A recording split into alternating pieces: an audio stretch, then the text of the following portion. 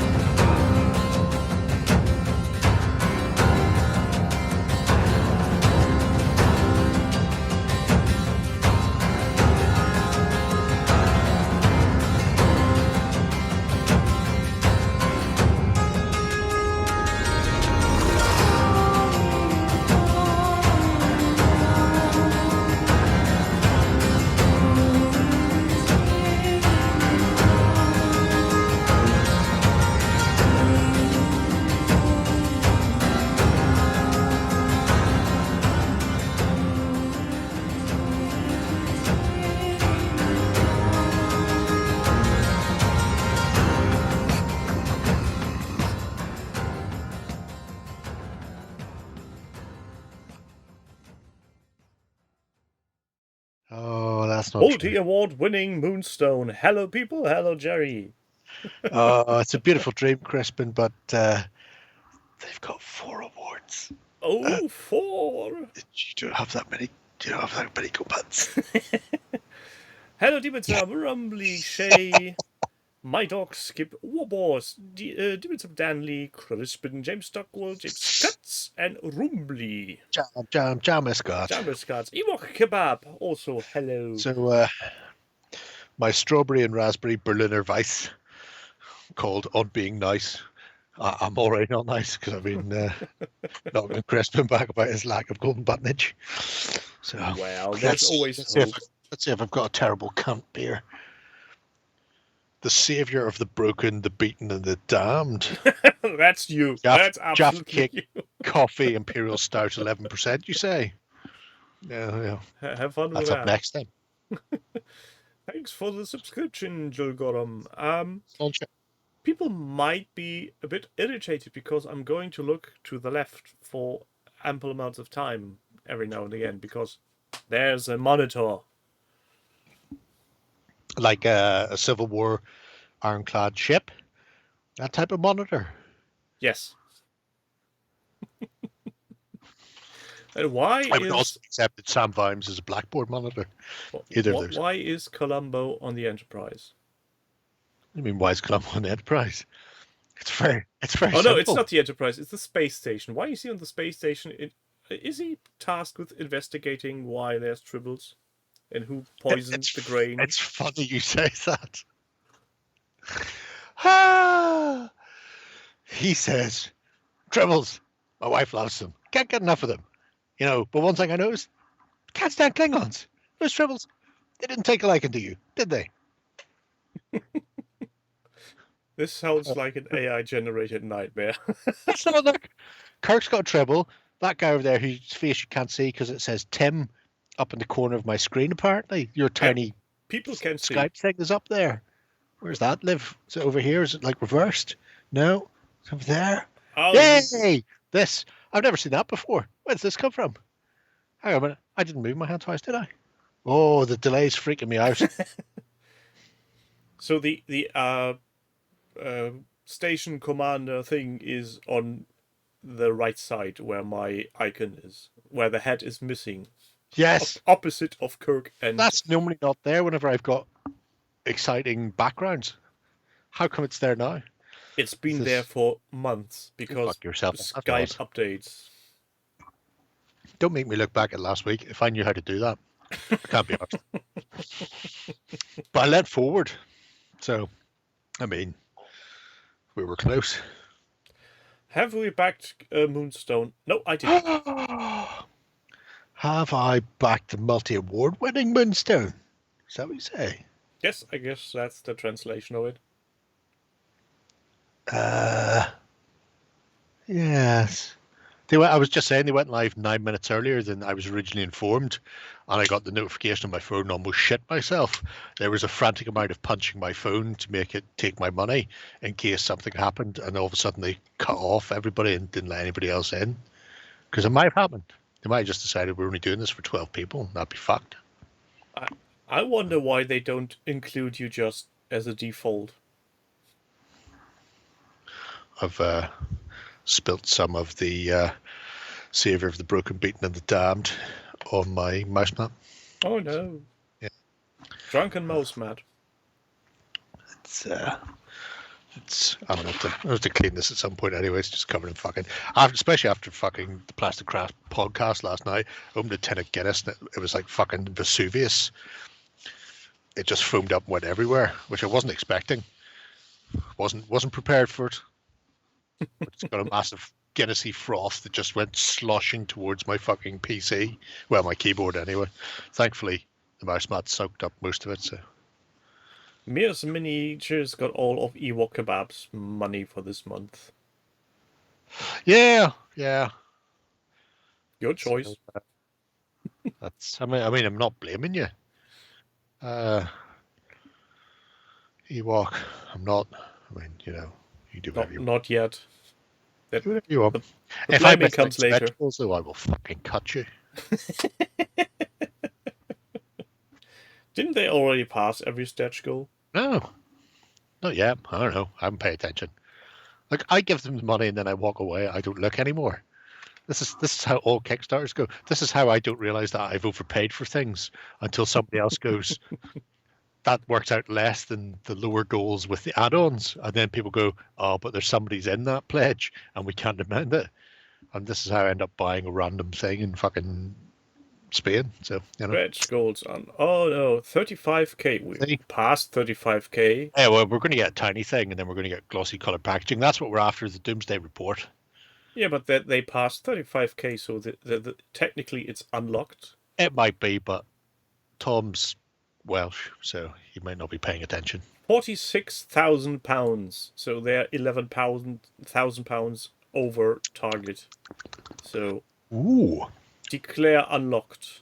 Oh, I mean, if you can get your hands on the Saviour of the Broken, the Beaten, and the Damned, that's nice. Scottish. And what does it mean? Free buildings? Who? What? Or what does this little green sign mean on the... No. I also don't care. The book means you have to pay for it. It's like a little £9 booklet. It's like this, the Tyrants and... Oh, there it is there. Ugh! Treasure and Tyrants of Tauber. It's like that. But they only do them for the Kickstarter? Kickstarter. You can't buy them outside of it. But they're fucking great. So there he is, Professor Percival Bovensworth. Anyway. Yeah, the minis do look also, nice. I was guesstimating, what was I guesstimating it at? £200 odd, and it comes in at 165. So that's a fucking saving of almost 40 quid. By whoever's hammer. What a savings. I mean, right off the bat. That's awesome. Yeah. Look at them. I'm still contemplating about the what's that creature thingamajig called? The Charge of the Fright Brigade. Oh, with all the tiny psychopomps. Yeah. Lampy Dark and Sir Pidge the Brave and all of those. Those would make nice little miniatures to just plunk somewhere on your table to have as a random encounter, sitting looking oddly out of place. Irritating your enemies. Yeah. Fear not, Jam, for after a mere 8 days of waiting, Royal Mail delivered my 60 by 30 bases and my 30 by 30 bases, which means I can now split half of these off and give them to Pray Away the Shay. And we can do our tiny American Civil War armies. Hey, getting at some point we'll have pressured. to ask them for money for the stuff. Otherwise I'll just keep giving them shit. It's like some bastard child that I refuse to see or admit is my progeny. I've got a little tiny wicky wacky snaky really fancy. I got like a chunk of this just to see what it was like. Oh, Why is everyone's Royal Mail broken except Jamus cards? Maybe no idea. It's fine. It's fine in Ireland, but apparently sending shit from England has gone fucking haywire. So I mean, if Fugu starts announcing publicly, yeah, there's trouble brewing at the postage, please stay calm. Yep, Damon, you will not be surprised that Nanny is based on Nanny from Count Dracula. That is deliberate. Susie, who wrote the background, came up with the Nanny character from Count Dracula as a great thing to drop in. And they went, oh, fuck yeah, let's do that. Where is it? This little Nanny with Urchin, Nanny, Pookie, and Sprock. That's the one. Comes with many psychopomps. I think Urchin looks not dissimilar to Boris Johnson. So it's true. Anyway. Hello, Hazy Boy. Hazy Boy, welcome.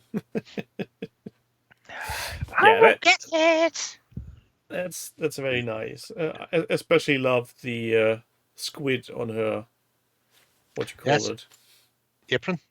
No, she's the kitchen utensil she uses to scoop out things. Ladle. Ladle. That's the word I was failing to remember. It's fine. It's fine. We're all fine here. Yeah. Anyway. Speaking of fine, for what fine projects have you brought? Oh my God! Do we have to? All right. Well, you said you wouldn't pick any terrain project, so. I said I'd go light on them. So we fucking looking at them every 2 seconds. Multi-award winning. That's the one. Multi-pass award winning. Billy Conley introduction for Sean Connery. Oh. Steely Fisty by Scripps. I was blanking there that they were two different surnames. I was going, who the fuck is Billy Connery? I don't know. All looking like to me. Anyway, so yeah, Scribs has been painting more Steel Fist, Tiny Fighting Japanese. I got some of these. Emma sent me some that she was never going to paint, so I've got a couple of command packs of Steel Fist. They're fucking lovely. At some point, it's going to cost me a fortune. Good news, I found the Clash of Katana's rulebook. It was under the Border Reavers rulebook from Flags of War, and it was in a Mantic box that was under a bunch of dystopian warships. I mean, in many respects, my room is very similar to a geologist going through fucking layers of strata. It's just, just trying to work out what shit was going on at any stage. Anyway. This is like opening parcels from that have been stuck in the post for ages and then wondering who sent this and why and when. Very 100%. So the Takeda Court, I really like, and this is one of the reasons why I keep looking at Steelfest and why I was humming and hawing about buying them, because they're one of the more expensive samurai / feudal Japanese manufacturers on the market, but by Christ, they've got so much fucking character. I mean, when you get a little court set or command set, you get stuff that you wouldn't see with other, it's not just a bloke with a sword, some sort of musician and a banner bearer. There's like a fucking hawkery and people playing drums and people sitting on little fucking things making tea, and they could be done as whole diorama sets depending on the system you're using them for. They're just absolutely stunning. And Scribs, terrible bastard that he is, really good at painting them. Really fucking good. Yeah, that's the worst. And I can't even find any mold lines right now. Well, I mean, you wouldn't. He sent all his mode lines off to Russia to be killed up in the winter with Napoleon. That's how that one goes. But yeah, just looking at that, I mean, it's a great look. And I love the autumnal textured turf because it gives that whole... And I know it's Chinese before I say it, so fuck yous. But the film House of Daggers, where it has that whole setting where there's lots of fighting in the forest in the autumn and all the leaves are settling on the ground, and it just looks so fucking pretty. Yeah, It's just nice. it's definitely something different from what we usually see. Well, but don't worry, because there's still Lloyd shots. You can see the ass end of horses and stuff. The most important part of a horse. House of Flying Daggers is fucking terrific. Absolutely fucking spanking. They're behind me on the all the leaves are brown. All the leaves are brown. Well, you would confuse it with Hero because several of the cast are the same and it's the same director. And Hero's another great. Hero pushes the season aspect even more. And that's what I was going to say. Both Hero and the House of Flying Daggers are behind me, along with Crouching Tiger, Hidden Dragon. With what do you call those things? DVDs. They're there with DVDs just behind Kirk's crotch. So, now you need to explain to the kids at home what a DVD is. It's when a mum and a daddy loves each other very much. They tend to be room with your DVD and not annoy them. But yeah, because Hero pushes the color because it's very season. There are 4 distinct chapters, and each chapter is based on a season, if I remember. Anyway, so yeah, so it's really nice. I love the basing that Scribs has gone with, and just the setup he's done. And I mean the previous bits and pieces. You can see some of the other heroes. I mean, it does make every samurai a individual hero, a noble who's paid for his kit himself, and therefore they're all distinct and unique. Yeah, and the base really hammers it home. I think regardless on what kind of table he's going to play, his army is going to stand out. Oh yeah, up to the point where I find it and steal it all, then it won't standing out anymore. Yes, Doc, DVDs are vinyl records with pictures. That's the one. Very similar to the old Laserdisc, but smaller. They're like a 7-inch version of a Laserdisc. Be quiet, my beating heart. Laserdisc. These basic material for clubs of trees. Wow. Oh, it was the Plastic Crack podcast last night. Was discussing that. Yeah, 5-inch round CDs and DVDs. They make great bases for terrain, scatter terrain. They do.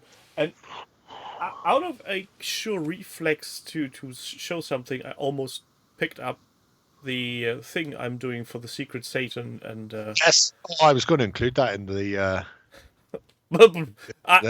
I really thought you would, and I would have cut you. Right. Well, I would have been able to see it. Oh, I suppose because it's yours, you would have been able to see it and open it. That would have been hilarious. That's the thing. And then everybody would have seen it. The recipient would have seen it. Don't worry. I would like to point out that I answered your question now. Yes, I've seen that, and thank you very much for that insight into glue. My work here is done. It's good. It's good to be me. Anyway, so yeah, Scribs, Samurai. Yes, cracking. Nice project from Screwy Man. Who's next? 12 by 12. L'artiste. Not seen him in a while. I think this is the longest project name I've seen.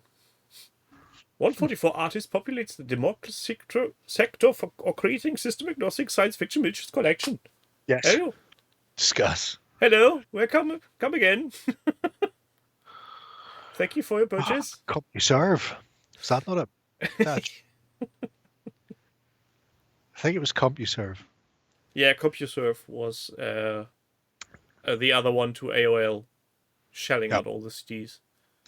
So, 12 by 12. like the title says, this is all about getting sci-fi terrain that's been squirreled away for years from various games and companies, painted up and pushed together to make a bunch of universal terrain for the Damocles sector, whatever happens to be played in there. And as you can see, we've got a nice little photo montage from 144 showing off everything that's going on, and there's some weird shit going on there.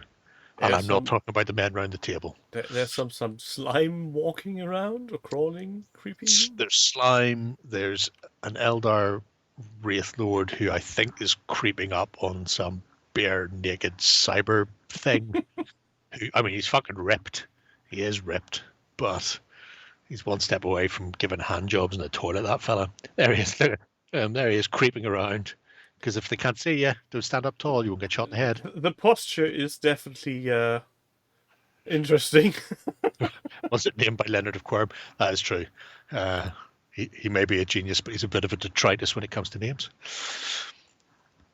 But yeah, I like both the concept of putting it all to good use and making it all work. And I mean, there's a host of randomness in there, from Antonosities to micro arts to Mantic, and probably all points in between. There he is. Look at him.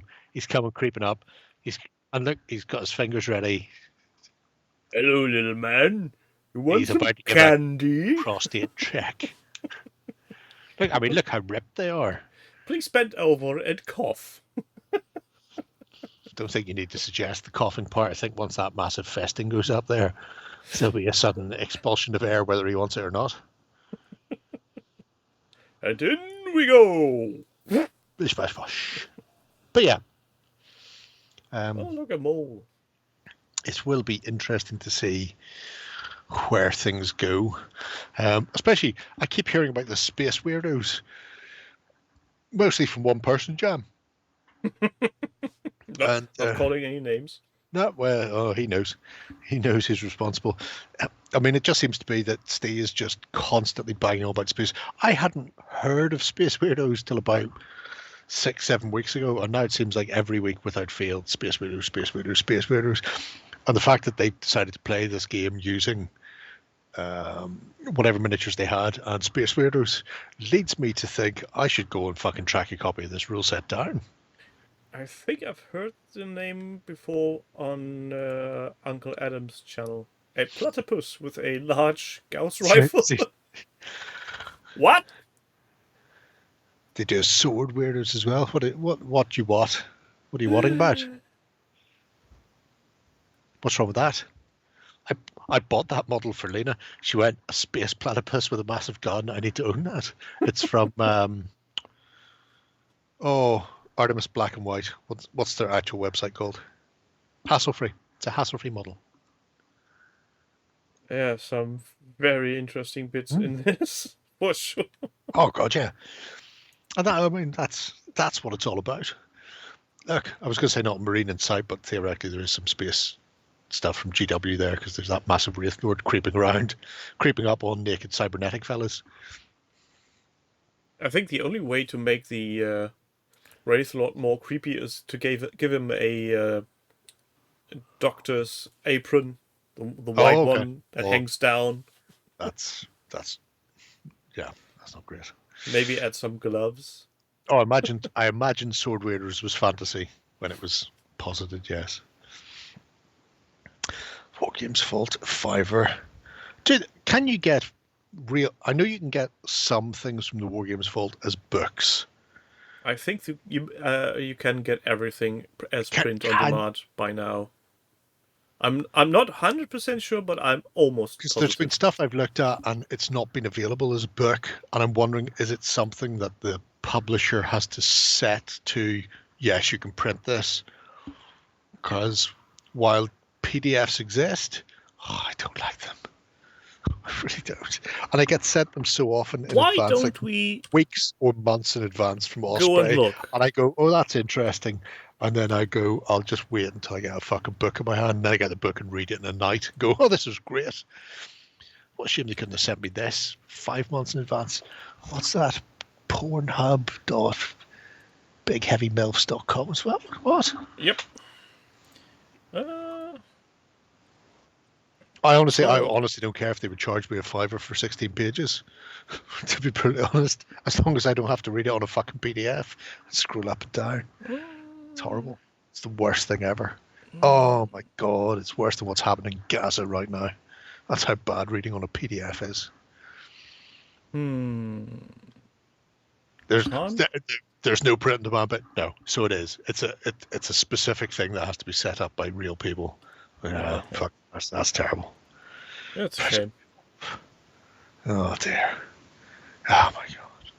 Doesn't the page count need to be a multiple of 16 or something? Oh my god.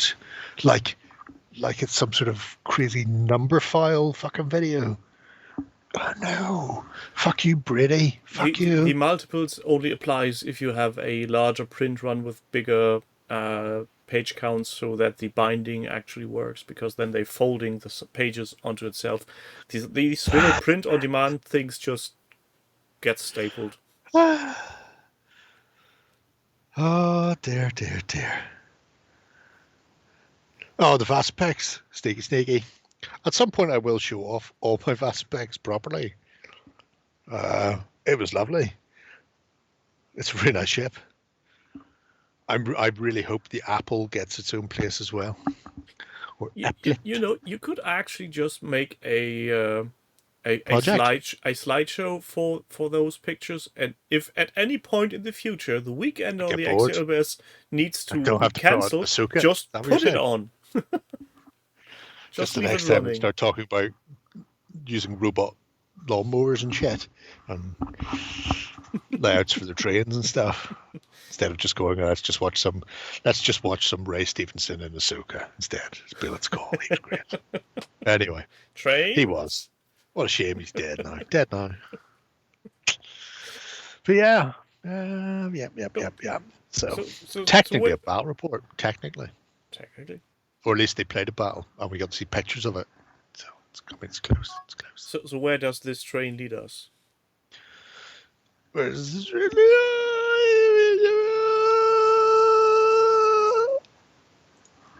Boop. Old Hammer Walk. Orcs and Goblins by Mr. Firelock 22. Yes. I think I was going to put like 3 of Firelock's things in, and then then I stopped. I restrained myself. I thought, no. I mean, there's still other weeks coming. Too inflated ego. And I need to, like you said, I need to keep some stuff in amongst the fucking myriad of plants and houses and shit that are being built. So, Kings of War, you say? Really? With my reputation? All right then. So, putting together his own orc army for Kings of War, using a variety of miniatures. Games Workshop boars and not Games Workshop orkies on the back of them. Pardon me. So, I think they come via the medium of eBay, and fuck only knows what company. I've seen them before though, with the big helmets, so they might be Oathmarky looking ones. Definitely some of the other stuff as Oathmark goblins and bits and pieces. But it just goes to show you too can be your very own filth wizard in an orc army. I mean, they're not filth. It's not terrible filth. Lovely filth. Played Crispin in Kings of War on Saturday. It was great. Is Kings of War also award-winning, I guess? Nope. Because James is proposing something like that. Yeah, well, I'd be on board with that. It depends how much I shout at Ben, because it'll just be me and Ben pecking them, let's face it, because the other one's all too feckless to actually sit down and do anything. Oh, now you're ruining my illusion. I was thinking there was an intricate system of voting, counter-voting, making... We we've had it in the past where we all sit in a Zoom call and then we go, here are the people in this category, and then there's a lot of back and forth, and then we get annoyed with each other. Then I'm fucking taller than you. And then somebody says, Ben, just throw a dice and tell us what it is. Filth Wizard would be a great t-shirt. What was the one I heard the other day? Would be a great name for a band. Pixelated Geologist. Great name for a band. Somebody once told me, if you ever run out of swear words, just get a book of for categorizing mushrooms. Oh.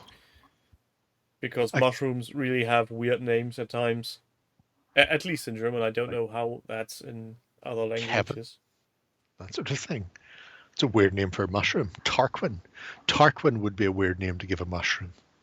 I mean, it's a bit uppity for a fungus for a start, I suppose. It's very sedimentary. Oh dear, demon. Oh dear. eBay rescued Oldhammer Boars and Oathmark Goblin Wolf Riders. That's the, yes. the stuff. Oh, well, there you go. That answers that question. There we go. See, I should have more faith in myself for remembering what I read previously. But as far as the project goes, it shows two things. One, how great Kings of War is. Because look at them all. Look at them all fucking there ranked up. Look at them. You guts. The other thing is... Square bases. No, well, not just the square bases. I've seen this. There's a guy on the Kings of War forum who's done an amazing Night Stalker army. I mean, oh my God, sweet zombie Jesus, it's great. And they've gone for a very simple base like this. It's just texture and then the sandy, flocky stuff or whatever it is down. It's not over the top. There's not a huge amount of sculpting. I know some people do dioramas and they add fences and walls and cliffs and rivers and stuff. I fucking done it myself. It takes a bastard age, and I've got like 4 out of the 13 or 14 bases I need to do for my fucking ogres. And I'm damned if I can remember some of the colors I use now, because I did those 4 and thought I'll do them all at once and then never bother, and now I don't know why the fuck I'm going to mix it. Anyway, this army, just very simple, no levels, no fucking around. Get your base, put your texture on it, glue and pin your models on top, and then just do it. Just run with that, and it gives a great effect, and the fucking force is finished. There's a lot to be said about putting a finished force on the table. Yep, that's the winning part of it. Tarquin was Sheridan's friend from Keeping Up Appearances, that's true. His very good friend. Oh, Hyacinth. Shocking. Anyway. People in chat being weird again. I don't think so. But I love you for that, everybody. And the fact that I can now see what you're doing is even more comforting. He doesn't need to see. Hang a cat over it or something. Soap. We were talking about Scots earlier, Soap. You weren't here, so it doesn't matter anymore. We can't go back. We can never go back. Nope. This train only goes forward. That's right. Or like they said in the old GDR times, vorwärts immer, rückwärts nimmer. Sure. What he said there.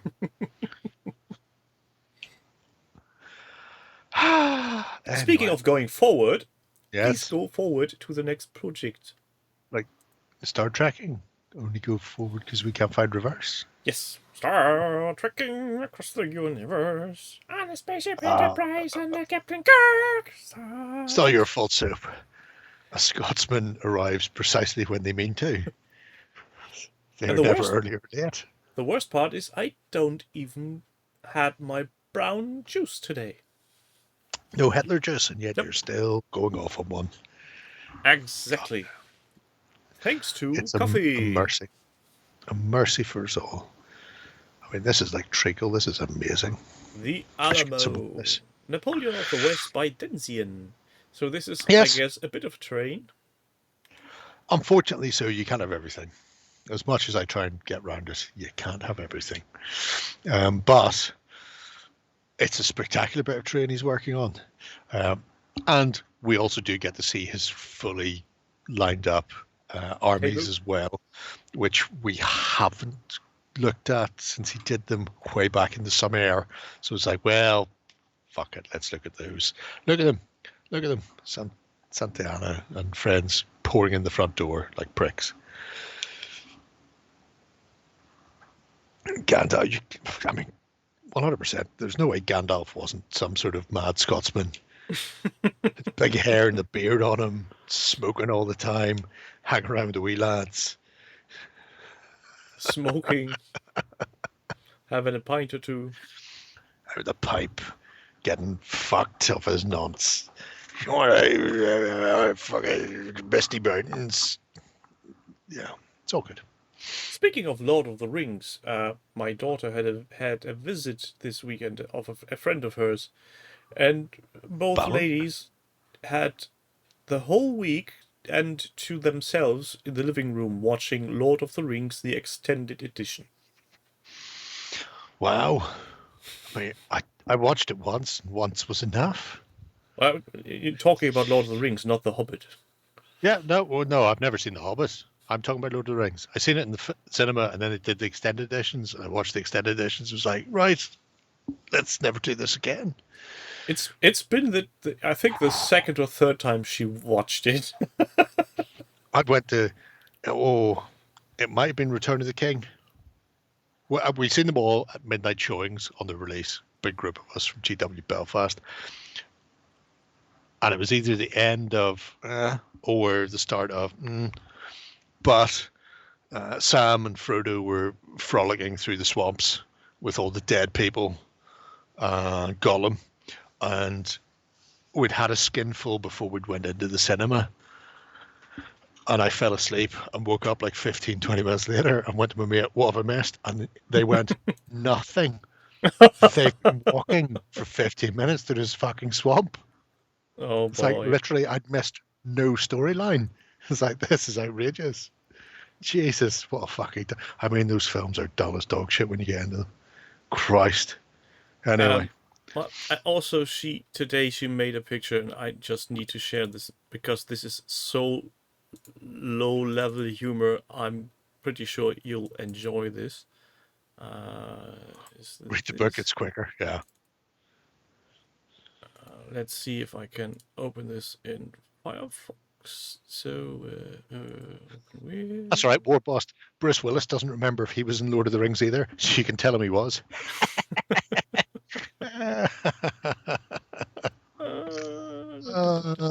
He's retarded now.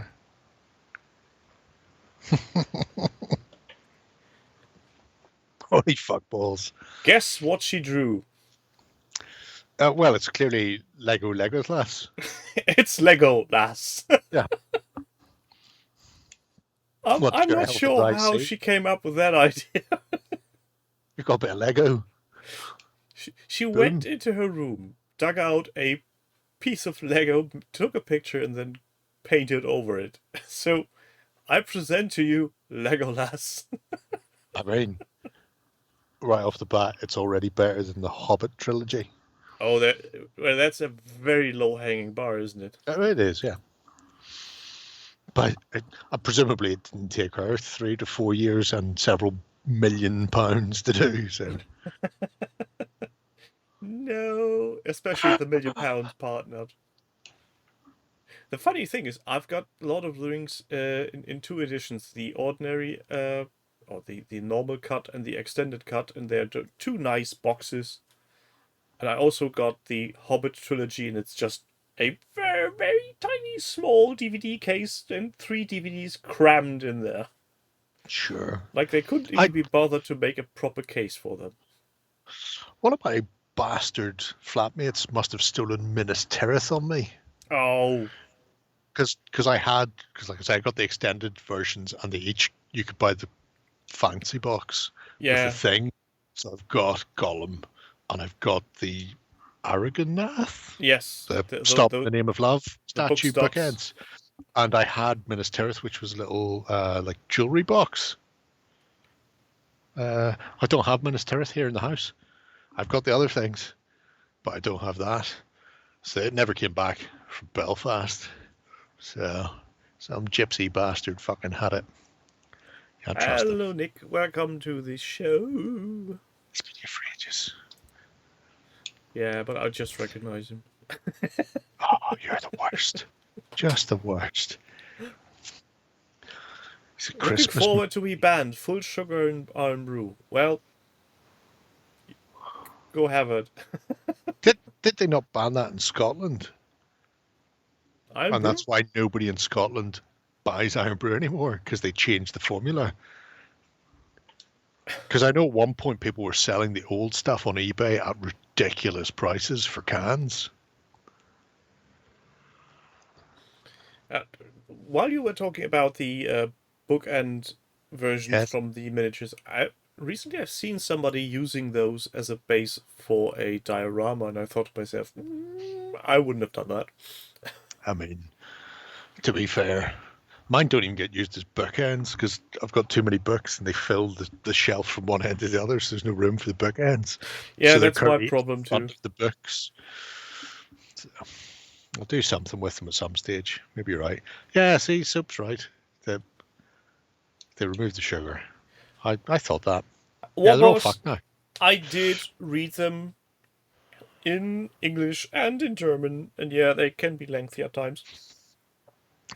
One of the best arrogant voices is in the animated Finnish. I think you'll find the best arrogant voice is in the Finnish version of The Hobbit, where Aragorn also plays Jazz Gollum. Dum dum dum dum dum dum dum dum. Not going that route Jazz again. Gollum was fucking awesome. I'm still trying to remove that from my memory. Why would you remove that from your memory? I watch it more often than I watch the extended versions of Lord of the Rings. It's fucking shorter and better. To be fair, watching one of those extended movies is probably 3 times that movie or something. Sure. Could be. Jazz Gollum's awesome. Anyway, so yeah, Denzian, as we were saying, Alamo and your Napoleonic Western game, great. And I just like seeing so many Warlord figures out there. Oh, not Warlord, sorry, War Games Foundry figures out there, like nature intended. I've got a little pack of those Mexicans, and I've never at any stage ever bought any of them. But when you used to order shit, like catalogs from Foundry, they would just throw in sample packs of some other random range. So if you ordered Ancients and Napoleonics, they'd go, British colonial Africa, that's what he wants. I'm fuck a pack of miniatures in. I just be going, what are they? Oh, they're quite nice. Oh, I like these. And likewise, I ended up with some machete-wielding Mexicans and the lady with the basket of apples or whatever they are, that he's painted them as tomatoes, something. Red avocados. Anyway, I've got her as well. She's great. She does the Lord's own work outside in a Dark Age Irish hut for me because, you know, once you've got some fruit basket wielding lady in a shawl, who's to say if she's Mexican or Irish? Flags are practically the same anyway. Yeah, nice work on the MDF kit. Makes me reminds me of the stuff that's living in the garage right now, waiting for me to come back to it. Arrogant voice. Also that, yes. Also arrogant. We're not arrogant around here. We are highly superior. Yeah, that's true. arrogant though. So that's how that one breaks down. So not like Jazz Gollum, very smooth. Boom, boom, ba boom, boom, boom, ba boom, ba boom. We stumble on into Mordheim. Yep. In the cursed city of Ulfedgarn. Sure. Let's go. Yeah. So, a couple of things. I keep looking at this castle, and I keep going. Oh, it's only like 300 quid to buy it all. I should buy that. I should just buy that all. It's fucking great. And I don't. And then every now and again I go, oh, and then I forget it for like a couple of weeks, and then I go, oh, Renedra castle. I should buy it. I should buy the castle. So knowing that somebody in the community has it and that they're not going to post pictures of it, I can live vicariously through him for a little while. And hopefully he'll go, the casting's really bad and it warps like fuck and it's shitty. And then I'll go, oh, I'm glad I never bought that castle. Well, I have a feeling he's going to go, it's really nice and it's quite off to a strong bad and sturdy and start. great. The walls are very simple to put together. Yeah. Already Love that. not Look at the looking broken good. wall and everything. You don't even have to smash one and then fill it in with polystyrene like in the old days. None of that. They even make one like that. Just beside Frankfurt. I'm not even acknowledging that question. Here, Jam. I tell you what, anybody who has any spare time, and I'm not saying you should do this, but if you're ever bored and you happen to be passing Face Page and the Fugu page, you should just ask him if he's going to do a Brock. Just, for me. What's I a keep Brock? doing it. It's a big Iron Age Pictish fort from Scotland. And he refuses to do a Brock, although he's thought about it in the past, and he doesn't think there'd be much of a reason to do a Brock. And then he did a post a while ago about you're not going to believe what's coming. And I just went, "Is it Brock?" It's like, no, I think it was Mud Kickstarter 2. I was like, oh well, I'll back it anyway, but I would have backed it faster if it was a Brock. So is this the where you have a little hill inside and palisades around? Or? No. Oh no. Bro, imagine, when you watch people make a clay pot or like a beaker on a wheel, so it has that sort of, it looks like a chimney, it goes up. Now imagine that, but fucking huge, and it's multi-leveled, and the walls are so thick that the stairs go inside the wall. The walls are double layered, and that's how you get up to the second and third floors. And this was all Iron Age building. Wow. Brocks are fucking amazing. The Brock of Gurness is great. If you ever get a chance, Nick, you're going to Scotland, go to the Brock of Gurness. How did I never hear of such a thing? I've no idea. You don't pay enough attention to Brocks, obviously. I never heard the word before. I understand where you're coming from, Jill, but he has made an Iron Age Celtic ring fort. And I mean, he's already putting the resin into that. That's like this big. So if he makes something that big, but then stacks those up, then I've got my Brock. Why won't he make me a Brock? Does he not love me anymore? Is that what it is? Did he ever love you? I don't think he did. And he just told me that to get me to bed. You go to sleep now. Anyway. So, for all those at home, that's a Brock. That is a Brock. See, I looked, because look at the double-layered wall with the spiral staircase on the inside. Fucking magical. I don't mind about the outer walls, because technically the outer walls are already done. He's already got Blackstone buildings and then beehive huts and shit for the inside, and then he's got the Iron Age ring fort that he's done. He just need to build an adjoining internal wall, but all I want is the fucking Brock in the middle, for fuck's sake. Is that too much? I don't think that's too much to ask. No, I don't think either that's too much. Especially since it's multi-leveled, you could make that in parts. See? And it's hollow, everybody's so on my side except Fugu, who keeps saying it's ridiculous. Fugu! And why would we? And stop calling this number. He says, hello, Mr. Hobby Lodge. Says, maybe we'll come around your house and beat you. He said that as well. We might start a petition. Please, sir, make a Brock. Brocks are sweet. Sweet like candy. Anyway, so yes. Time Team, that's the thing. We need to get, what's his face? Fuck. Tony? We can't get Mick because he's dead. No, we can get Mick. Actually, Mick's probably the easiest one to get these days because he won't be able to resist if we dig him up. No, I think Tony is a good idea.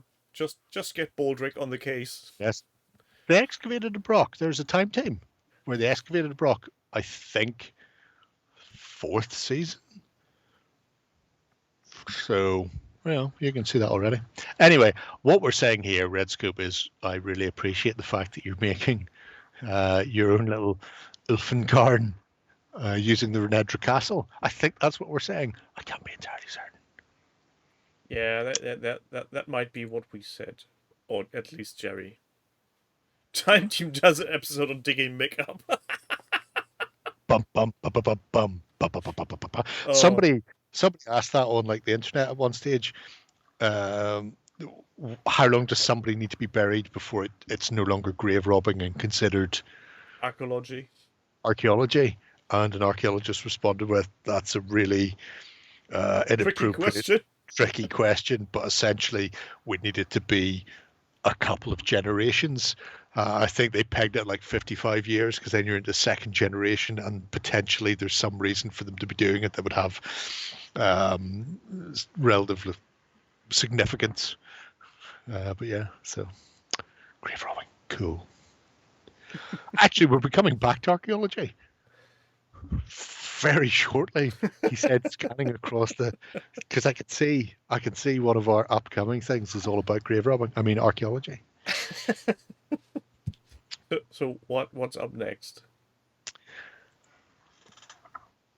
Up next is Zippy. I'm choosing to. Work. Oh, it's working. How look, it's for what is it? Saga, for example. You say. Train for Saga on a shoestring, made up from odds and sods around the house. This is Zippy's first, and I mean, right off the bat, going in there, balls deep. Oh yeah. With Saga, therefore attempting to win brownie points for me, and I have to say, I'm very susceptible to it. Damn it. We'll get back to your question, by the way. Hobby Lodge, Martin, I'm not ignoring you. I can see you upcoming on this list as well. Yeah, I'm going to try not to talk about the multi-award-winning Moonstone Kickstarter massively because I mean I've got half a weekender for that. Yeah, we're pretty much was expecting that. But this, I really like this. As Zippy says, my wife won't let me buy pre-made longhouse as I have too much stuff already, so I had to make one from scratch using cardboard, garden sticks for the beams, unraveled string for the thatched roof. Because the first time I looked at this, I went, "Oh, it's the standard teddy bear fur," but no. So there's a couple of thatched buildings, and they've been made by unwinding the thick gardening string into the individual fibers. So that layer of thatch there, and then the final picture on the cottage has been done by the medium of stringage, and I think that's fucking mustard. I mean, that's really nice. That's an awful lot of work. Yeah, but it looks really cool. I appreciate this so much. I remember kids coming in when I was in GW years ago, and there wasn't a huge amount of terrain and stuff you could buy then. But I remember one mother was in with a couple of sons, and they'd bought some stuff, and they were going on about X, Y, and Z, and I can't remember what terrain GW were selling, but I could see clearly it wasn't going to be something that they could afford anytime soon. And I ended up talking to them for about 20 minutes about building box terrain like this. You know, it's like, have you built a box in school? Have you done any sort of, cubes and tetrahedrons and pyramids and stuff in maths? Because can you build pyramids? Can you build a pyramid? Obviously, nobody skip that one. But I remember doing that sort of shit whenever I was a kid at school, and at that stage I probably only had 10, 15 years older than them. And they go, "Oh yeah." I go, "Well, just do that. Just start with the cereal box, or we'll get some, cardboard boxes and cut them up. And if you can make a box and you can make a triangular shape, then you can make a roof. And there's nothing complicated about it." And I like this because it harks back to something you don't see a huge amount of: miniature war games battles. can't remember. There's fucking too many fucking war games magazines.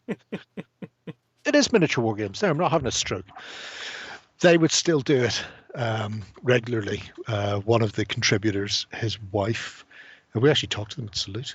His wife is the wargaming widow, and she builds a lot of scenery like churches and stuff out of boxes and like just layers of cardboard and papier mache and stuff like that. Simple things that we all learn in school, and then as soon as we hit a certain age, it's like, fuck that, I'm not going to remember any of that now. If I can't buy it off the shelf pre-painted in MDF and 15 layers, then it's not worth having on a table. It's just like, fucking get it going. I mean, the amount of shit I have in this house delivered in cardboard boxes, I have enough cardboard boxes I could fucking build Jerusalem, for fuck's sake. You could build a one-to-one castle at this point, potentially. I could build that Renedra one, so that I don't have to spend 300 quid on it, but I will at some point, I will. But yeah, so I really like I like the fact that his hobby budget and his missus has clearly delineated, you're not buying any more shit. Use the stuff you have, and therefore old school is coming to the fore, and the work he's done, simple, really fucking effective. And that the rope thatch roof is fucking great.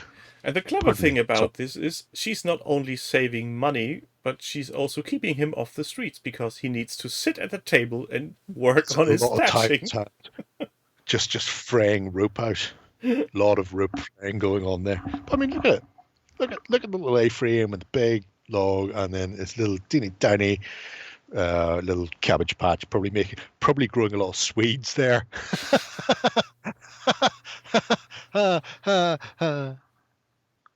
Shall we move on? That was a fucking great joke, and I want you to recognise that joke. I do recognise it, but I don't understand. Okay. Turnips are also called Swedes in the UK and Ireland. No, this makes a lot more sense. So it's not a Viking house having a patch of Swedes. It's just that's funny. What's happening? Subscribe. What's going on there? What? Ah. I subscribe. Why would I just subscribe to this shit? James Cutts is spending money on your behalf.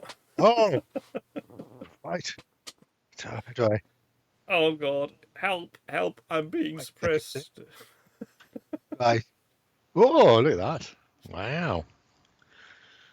I never had a hype train. I don't know what will happen if any more people do subscription stuff. But well, we'll see. Is that a frog? I'm sorry, I clicked the hype train and now I wish I hadn't. It's a frog pleasuring itself. What's your channel about, mate? I'm glad you're not in a hot tub. So yeah, Deep in Sub was... Is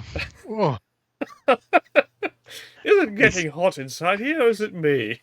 Well, he's been working on a 15mm diorama. Tiny we see it today in the House of Water #Best House. The diorama itself is really cute. So much so that when we first seen it, I didn't realize it was 15mm until I went, where the fuck's that wall from? That's a really nice ruined wall. And then he went, oh yeah, alternative armies, they're chucking them in free with orders this month. I'm going, oh. Then I had a look, I'm going, that's a 15mm wall, that's really cute. It's really nice. I've got 15mm stuff. Don't know what we do with this. Use for it.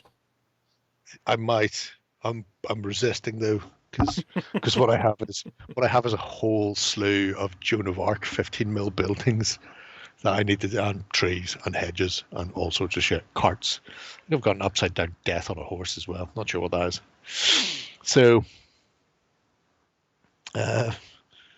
Jerry's Cats, I just, before the show, told Jerry the hot tub episode will be the last one I'll ever do, is when I'm fed up with this shit and just do a stream from my bathtub.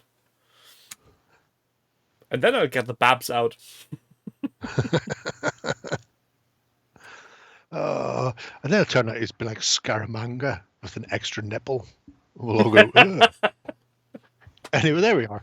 So the little mini diorama shop is It's really nice. I'm just laughing also because for appreciate some the odd colour. reason that was part of a German podcast I listened to today where they were talking about, they were really cheap on that James Bond movie. The villain was only noticeable because he had a third nipple. As Sean Connery said, what am I supposed to do? Hang out in saunas all day long and hope he comes in? I think that's an actual line from that film. It's been a long fucking time since I've seen it. Yeah. But yeah. Welcome, Lord Saints. Yeah. Oh, there's no welcome here. There's certainly no sanity. I do appreciate the color scheme on the brickwork. Because I couldn't be bothered to make so many different colored bricks into a wall. But it has that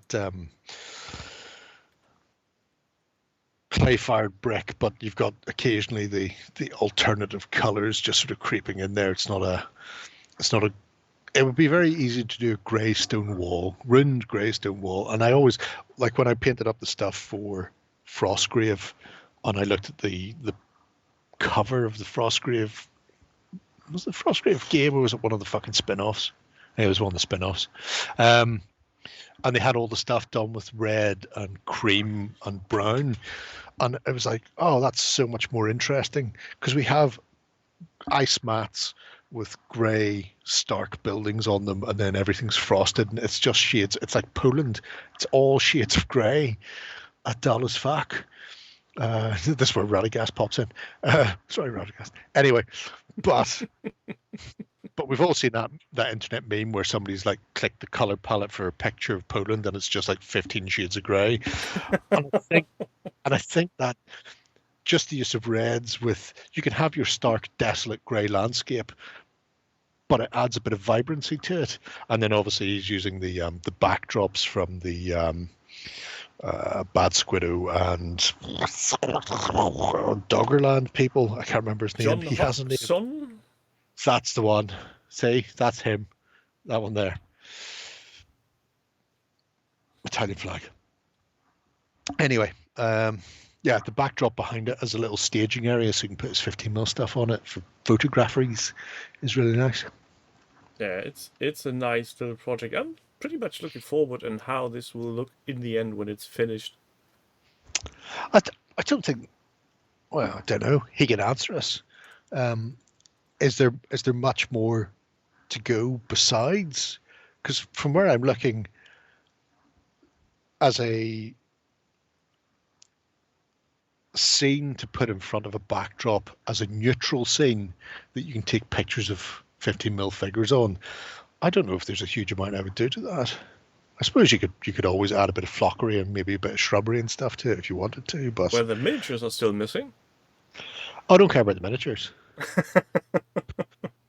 I'm just here for the wall, mate. Just here for the wall. Just here for the wall. Oh, okay. I mean, because he can put miniatures on, take them off, put other miniatures on, and then take pictures with, there could be a dragon there, or like an ogre, or two hobbits giving each other handies behind the wall. It writes itself. Oh, he's going to fix them, then add the greenery. Oh, okay. Well, don't feel you have to on our couch. Oh, also, don't forget to eat your greens. No, well, that's true. Is that a reference to cock gobbling an orc? Is that what you mean by eat your greens?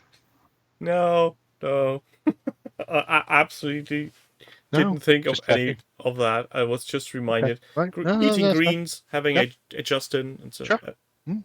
Yeah, 100%. Columbo doesn't believe you either. Nobody ever believes me. Neither do I. Tree is not painted. Blah blah blah blah blah blah blah. Oh, okay. I got really. Do I have a? I probably do, but not easily accessible. Somebody painted a really nice tree / tree root for diorama for some confrontation miniatures done in a 70mm scale, and I got him to send me how he painted it. And in case you're wondering, it goes AK Tenebris Grey, Vallejo burnt or Tank Brown, AK Burnt Umber, Japanese uniform, Vallejo Flat Earth, Sahara Yellow, And then he also used Vallejo Pale Blue and AK Greenish White for highlights. And if I can find the picture, I'll throw that up, because it was a really interesting way of painting a tree. Not massively. Not, holy shit, I've never thought of painting a tree like that before. Interesting. But it had such a nice color grade that you wouldn't ordinarily see. Tree. You find me a tree in this group? That's a standard bearer. There's 3 of them. That's not how. If I was from Dublin, I could understand. You thought I said tree. Can't. It's a crusade. Well, it's something. These people can get absolutely fucked. No. Throw the grenade on the count of 3, and 3's the number you need to count to. That's really sham, as I believe they say in France. I will find it where we look at the next project. Next project, he says. And off we go. Yeah. Don't worry about it. Ah, Halloween Stone by Def. Yeah, well, he would be, wouldn't he? Wouldn't it? Isn't it? You never heard of that username? Yep. Yeah. I'm not saying that I just went, look at these people doing their Moonstone, the multi-award winning game. But if nobody else is curious as to what the mysterious salesman is, then maybe I've got too invested in Moonstone. But he's planned out his little map that will include like pumpkin patches and bridges and rivers and shit. And again, a nice little crypty type thing with this big haunted tree in it. But then there's also the mysterious salesman. What's going on with the mysterious salesman? I'm going to say it'll be somebody like, what's the guy called from Sesame Street going? Oscar the Grouch. No, Elmo. you want to buy? You want to buy some pegs? Papa Lazaro.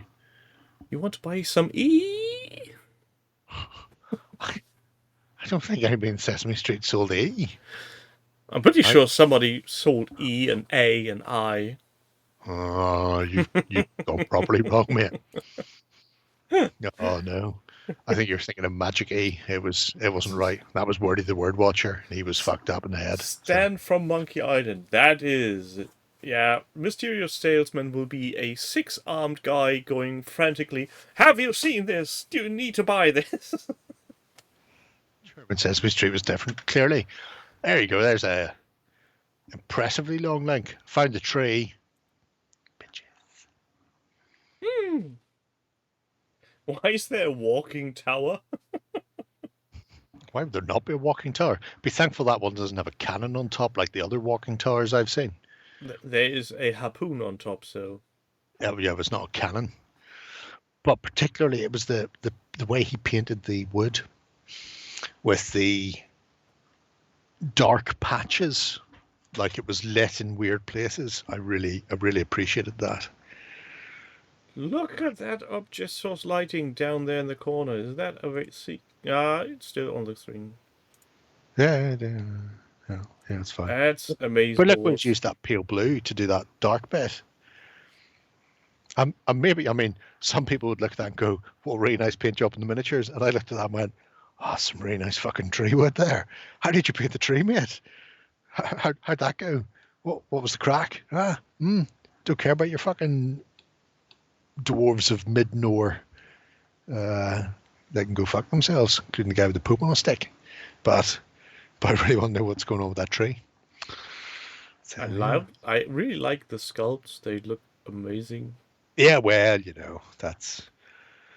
that was Rackham in a nutshell, / the people who are now either ex-Rackham staff sculpting in a similar way, or in this case, these are based on Paul Bonner sculpts, but in a larger figure painting scale. So they're not Rackham originals, but they're based on the miniatures that were based on Paul Bonner's artwork. So Paul's quite happy. He's done so much shit for Rackham that never got released, and it's just like, I'd really like to sculpt something based on. Oh yeah, fuck, go right ahead. I've got 3 ogres behind me actually that I need to do unboxing on that are based on artwork that never got made. Anyway, so yes, trees, really nice. Yes, 100%, Demon. That's it. Say I'll. Well, I was going to explain it all again, but there's no need. I can just do that. There you go. That's how you painted it. So yes, you can just cut and paste that. You two can follow along.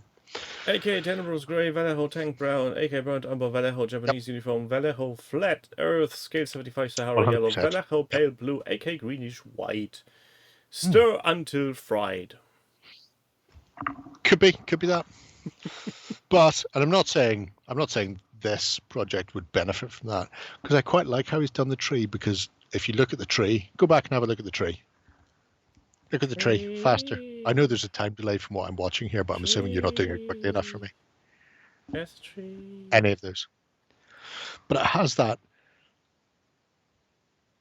greens worked in through to the ruddy browns, and I mean, it's done in a more simplistic way than obviously I'm going to win a fucking world miniature painting job like that guy did. But the tone shift through the greens into the reds, and then having that camo German beige or brave matter beige, dry brush, I don't know. Could be either one. There's no way to tell them apart. They're so similar. But he goes from those rich ochres to the sort of super blacks, and then having that pale green and pale blue highlights on the black. And you've got a similar sort of thing here. You've got the blue black rocks, the greys in there, and then the greens and the red tones. And it's a little more effort than just going, I'm just going to spray it brown and dry brush it browny grey, which is acceptable, and it's something I've done many times in the past. But when you're working on a bigger bit of wood like that, I think just having different tones and shades in there is worth it. Yeah, it makes it look more like a living thing, or at least something that had lived at one point. Yep. Trees. Nice piece of wood. Thanks for the memories. Well done, Mr. or Mrs. Deaf. Definitely deaf. Blood and Crowns by Thursday. Yep. So. These look familiar. Brentonians, as my friend used to call them, despite the fact there being no N in that fucking word. Some Brentonian bowmen. Obviously, Blood and Crowns. Kickstarter's just finished like 20 minutes ago, type of thing. I mean, technically it was longer.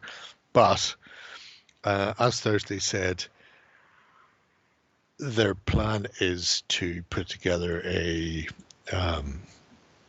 100-year war styly army for Blood and Crowns. And there's a bit of, this is just a very slight project. It's just the beginnings. But they were a grave robber. Sorry, an archaeologist who spent some time actually, in a pit, digging these things up, pocketing all the goods. But now they're coming back to it.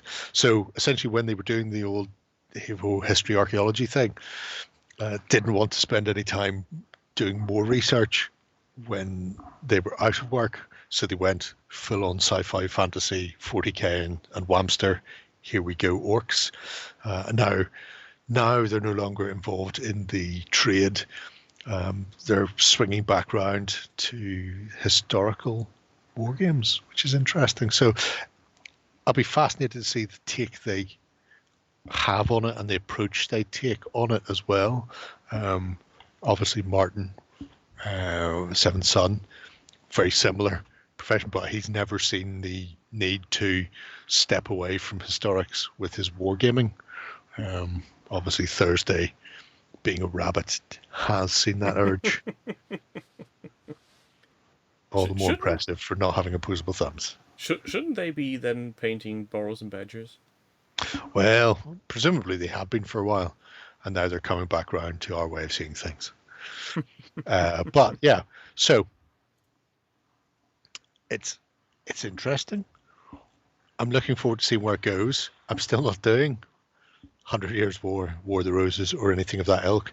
All those periods can go fuck themselves. I refuse to start any of those periods. Why would you say that? What did these ever do to hurt you? Nothing. They've done nothing. I'm not starting another period. Another period. It's just how it goes. It's such a relief to only dabbling in weird sci-fi stuff and not having picked up any historicals whatsoever. Well, you know, you'll crack eventually. You'll crack eventually. Maybe. I'm not going to say no because I know how much I really break under pressure at times. I do want to go and see that 100-Year War diorama that he's got a picture of. It's up at the Royal Armoury in Leeds. And that picture, I think he says, comes from the Beeb. But it was something the Perrys did. And a lot of the archers came via the medium of their Bretonian sculpts for Games Workshop, presumably because they could get a fuckload of them done. I don't know. I'm looking at it and going, it's very possible, because I think I had some of them. I think some of those were the Bretonian squires, and they were very distinctly, weren't they? But I'm positive some of the other ones must be their own sculpts for historic range, because they definitely weren't GW ones. So, come over for Fiasco at the end of the month. Ooh. When you say end of the month, what do you mean? I think I've taken the first week in November off, I think. I've not had any holidays this year yet, and I've realised I need to take some, so... You didn't? I've not. No. Was the concert of last year? That was last year. Oh, God. Where's the time gone? Exactly. So, anyway. Speaking, before we go on to the next project, I Yes. just remembered something. Yes? I was watching a podcast today, and they had a fellow over that is the community manager of my mini factory. Right. Those lads who do 3D printing. Right. Oh, just the worst people. Yeah, and he said something I can wholeheartedly agree with. And he said... It's a fad that'll never catch on. And I quote, "They are not as plug-and-play as YouTubers might want you to believe. They are a fuck ton of work." Ooh. Oh. And if somebody who's running the community... Has he still got his job, is my question. I don't know. When I heard these sentences uttered, I was so delighted, I snapped the video, I took a piece out, and I wrote a blog post, putting it in there. 29th is there. So for everybody out there who's trying to convince me about, it's so easy, it's not. That easy, you can't touch me. Don't touch me. It might be for some, and you might get lucky with the combination of miniature and printer you have, but it's not plug and play. And the best thing is, in the next sentence, he said, today's 3D printers are comparably like printers for 2D from the early 80s. They do print, but they're not doing a very good job. I know. What was I seen something the other day.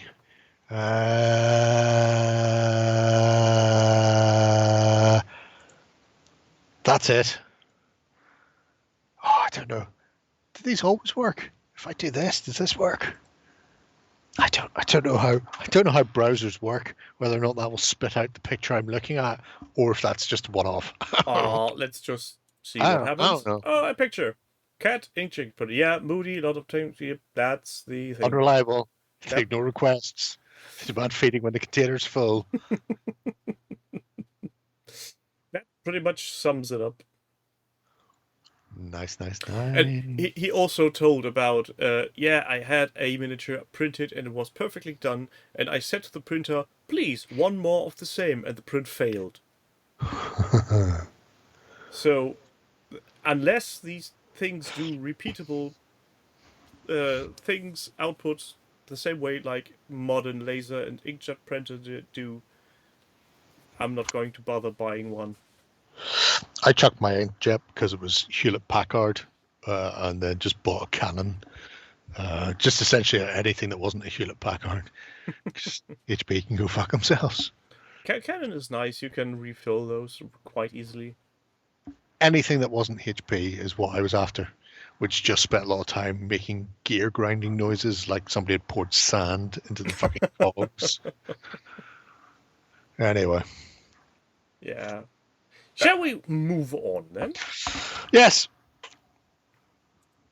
Oh, look, see, another moonstone. Ooh, I don't know where all these Moonstone, the multi-award-winning game projects coming from. In case anybody needs a short reminder, this is what we're talking about. This is Moonstone. This is a project currently running on Kickstarter, and they're at don't bring them up that much. £48,000 now. Look at that, just went up. Oh, yep, wow. Number goes brrr. So this is a Laughing Boys Moonstone. Just started. Well, so put up a video the other day essentially going, Moonstone, it's a multi-award winning game, it's fucking amazing. If you're not playing it, you're the worst people ever, which I agree with. And then he was saying, he's painted an awful lot of Moonstone figures, but don't really have much terrain for it, which I was outraged by.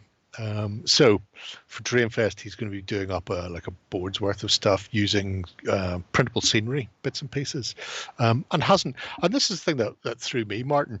Hey everybody, welcome. I've seen battle reports and bits and bobs you've done in the past. I thought you had a lot of scenery and stuff that you worked on, but he admits himself he doesn't really do terrain, so it's like been block colors kind of thing in the past. So I mean, right off the bat, obviously the miniatures are really fucking nice. Printable scenery stuff is great. If only it was a real model and not 3D printed. But he was looking for suggestions / tips for what he could do with it. Now, I was hoping Pete's stuff, Panzerkaput's projects were up. They are currently set to private. So I couldn't see them because he's done some really nice stuff for Gangs of Rome and for the Barons War, and he may unprivate them. They may even be unprivated. Whenever I seen the thing, I stuck that in. But I will say Hutch. If you look for the community member Hutch, he has done multiple terrain projects. He's doing one at the moment, which has got a load of brickwork and stonework on it, which just looks fucking insanely good. I mean, really, really nice. Our defective dice has not been able to resist the Kickstarter. Yay! In fact, hang on a minute. Let's make life much easier for the kids playing at home. I'll just get Hutch's fucking profile. See, people, this is how when Jerry is in a good mood, because there's new Moonstone stuff coming up, and he's already has a pledge in. Because VAR hasn't fucked Liverpool in like 24 hours. That's why I'm in a good mood. That could all change next time Howard Webb gets out of bed. Ball bag that he is.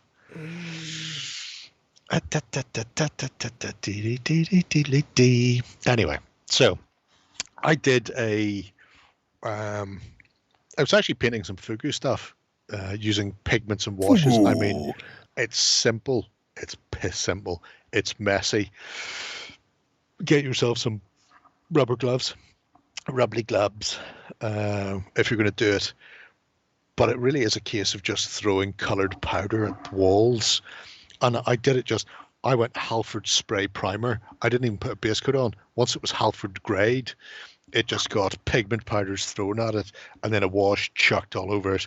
And then I got out rubbing alcohol and more lighter pigment powders, and a couple of, this is the international symbol for 2 toothbrushes with flicking white and ochre pigments being flicked at it, because the alcohol repels the water and then wicks off so quickly that you get that sort of lichen-like growth. So if you want a very weathered-looking stone, it's a very good way of doing it. But it was just a case of getting colors and tones down without actually requiring to do anything. If anybody's seen any of the Silver Bayonet stuff where there's a load of fugu on the table, pretty much everything was done in the space of an hour. I paint a whole board's worth of fugu in one go doing it that way, because I am by nature a lazy man. What happened? I did a thing. Oh, excellent. If you've been told to refresh the page. Have you refreshed the page? I'm trying. I'm making a mess of things. No. Oh, well, hang on a minute. Obviously, you've refreshed the thing, but then the server caches. So email and I'll see that refreshed upgrade for like 10 minutes. Unless Tom's nearby. Oh, there we go. No, I just hit the wrong key, that's all. Oh, right. Well, I just assumed it was the back end, because generally that's where things go to die, is the back end of our project system. Ooh, that's Hutch there. Port Black Sand is pretty cracking. It really is, and Gaslight stuff is really nice as well. That's that matte, isn't it? The cobblestone sort of thing. Yeah, Demons Up. I remember the jerry can for fugu as well. It predates jerry cans, to be brutally honest. I did that a long time ago. I seem to remember you also did a quick verbal walkthrough on a weekend way back when. Could be. I think shortly after And I've been drinking? No. It was shortly after a Kickstarter from Fugu. Fugu. Anyway, Hutch's, the Gaslight one shows just some phenomenal brick and stonework that's been done in relatively simple colors. I mean, if you look at it, it looks complicated, but he's just doing that because he's far away and knows I can't steal his stuff. He's a prick. Terrible Australian bastard. Taunting me with his terrain that I can't steal. You do know that I now need to add this to the list for the people at home. No, you don't. It's not part of the this is just for Martin, because he asked. Okay. People at home should have been here. Go fuck themselves. You might see this again next week or the week after or something. Anyway, yeah, go and have a look at his stuff. They're fucking spanking gorgeous. Even if he does insist on being an entire other hemisphere just so his stuff doesn't get thieved, which I just think is bang out of order. Anyway, yes. Speaking of order, back to the order of the day. Where do we go? Where do we go now? Let's go and have a look at the Empire, because it's always great. Empire, he says. Mm. Oh, it's a different empire. Might not be. You don't know. Has anybody watched Ahsoka, by the way? Because I really want to talk about Ray Stevenson's Bale and Skull storyline. I know Kant has seen it. I did. I've seen it all. I've gone through the whole length of it, and I liked it. I enjoyed it very much, and I'm looking forward on how they will make up the storyline when the actor is dead. I imagine recast. Yeah, or he's going to wear a helmet. No, I don't want him to. Well, I mean, no, that would be shit. I don't mind them recasting it, because this idea that somebody passes away, and that's tragic, but somebody passes away and therefore we can no longer develop a storyline we were going to do, that's nonsense. Yeah, it is. The story was there. it's obviously being set up to be something major. And if they just go, oh, we can't show you any more of that because the actor's dead, then all you're doing is pissing on his memory Well, and making his entire character redundant. I'm just going to put this out. They did Leia Organa and they did Peter Cushing's character Grand Moff Tarkin after both have passed, so Disney surely doesn't give a fuck if an actor is dead. It's just a question, how will they do it? Will they do a proper recast, or will they just get someone and put his CGI face over it? The problem with that is they have completely nixed characters because the actor died, because they did it with Black Panther. Here's the thing, Martin / the Hobby Lodge. I wasn't a massive fan of the whole show. It was good. Wasn't fantastic, wasn't great. Didn't think it was utterly appalling. But what I thought was the most interesting thing was Balin and Hattie, who had potentially the least screen time out of any of them. And what he was going through and how he was trying to train his apprentice, and he was trying to explain shit to her, and she wasn't really grasping it. And he had his own plans. And he was such a fascinating character and why he was there. But unfortunately, he wasn't the story. The story were all these other pricks over here. I don't care about any of these people. I'm just going, you're all fucking dull. And my hope against hope was the last 2 episodes would be after the cliffhanger of the third last episode, where they met up with Ezra again. Spoilers, by the way, if you haven't seen this, but go fuck yourselves.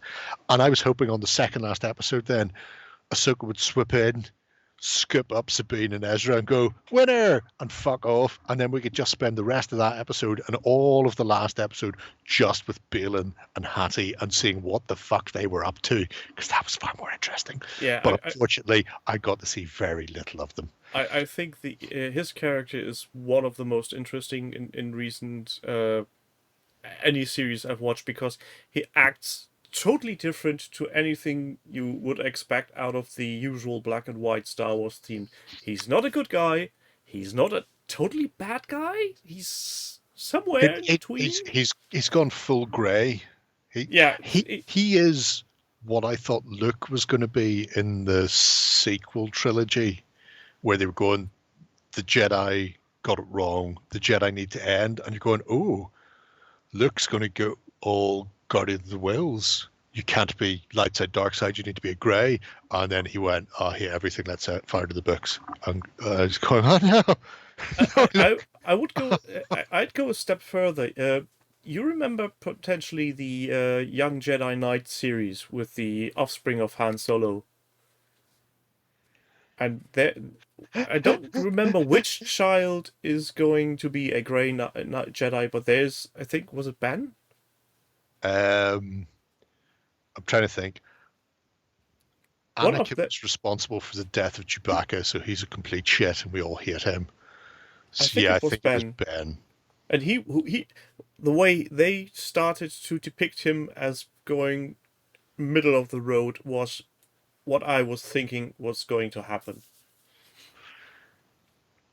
And yeah, Danley, you're right. He's not a cartoon villain. He's actually he has obviously a agenda, but it doesn't seem to be the complete Sith way.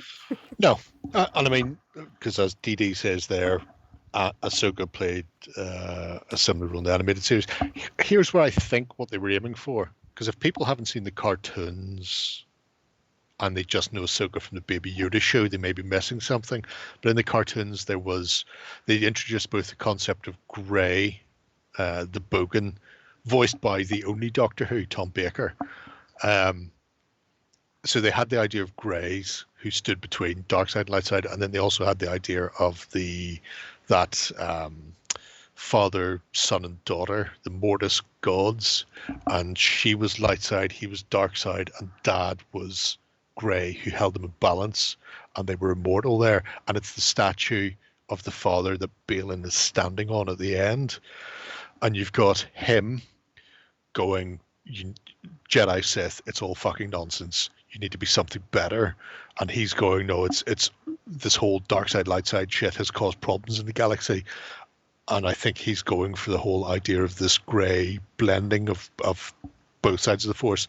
And then Hattie doesn't want to follow him. She's gone full, not full dark side, not full Sith, but she's following the dark side path.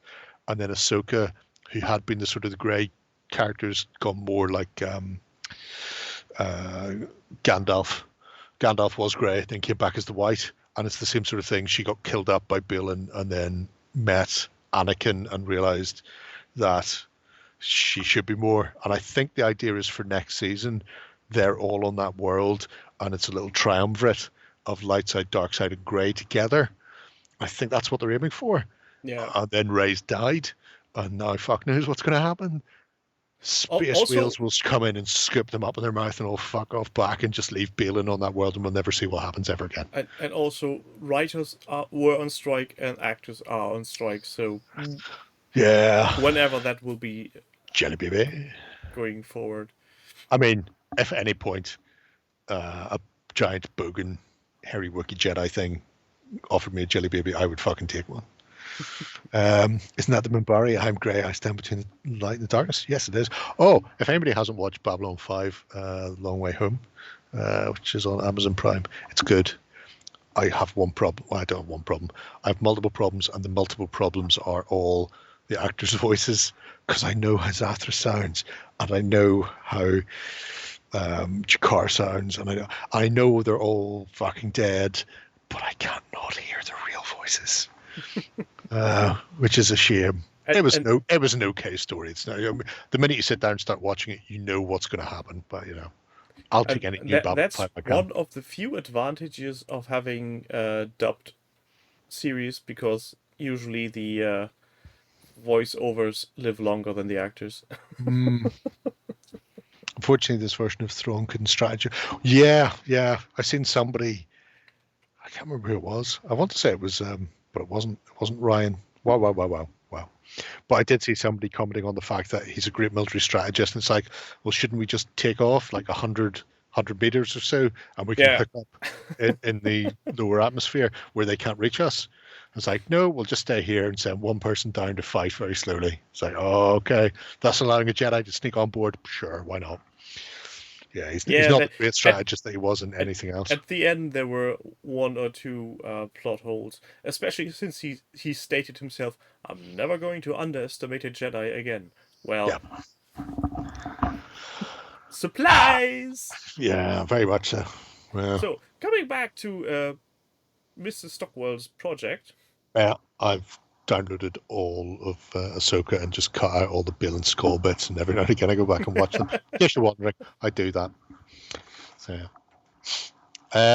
he's doing so this is, pardon me, he says Empire, but obviously all we're looking at is Undead or Fundead, as that guy from On Tabletop keeps calling them. Mummies are, I'm not going to say mummies are filth, but if you're not running some troops / regiments of mummies in your undead army for Kings of War, you're doing it wrong. But it's nice seeing the band getting put back together, because there's a host of more regular, up-to-date mummies. I've got a ton of the old mummies, including a couple of guys carrying a Lich King on a throne from the old Warhammer Quest. Look at them. Hello. There's Saruman on one side and fucking Morgoth the Faceless on the other. And some Lord of the Rings. Well, yes, as we're all aware, the majority of this army, or the majority of this project, rather, is very Lord of the Rings centric. There's an awful lot of Urkai. Anyway, I really have to say, I was so happy when I saw these. These are the Morg miniatures. Yep. Scullybobs and the centaurs in the background. They got a name. It's like Battlefield thing set or something. I can't remember. So the Scullybobs in front was the latest Kickstarter they did. Sure. These the centaur to the far right was the first undead with the undead halfling, and Skies on Stretch are great. Yeah, and the centaurs with shield and weapon were somewhere in between it and another Scully Bob. Mm. And this is one time I can do a jerry can. What I jerry could, can. but mine are See? all the way back there, and I'm not reaching that far. But are yours painted? Of course they're not fucking painted. See, I can best you. It's nothing to do with painting it.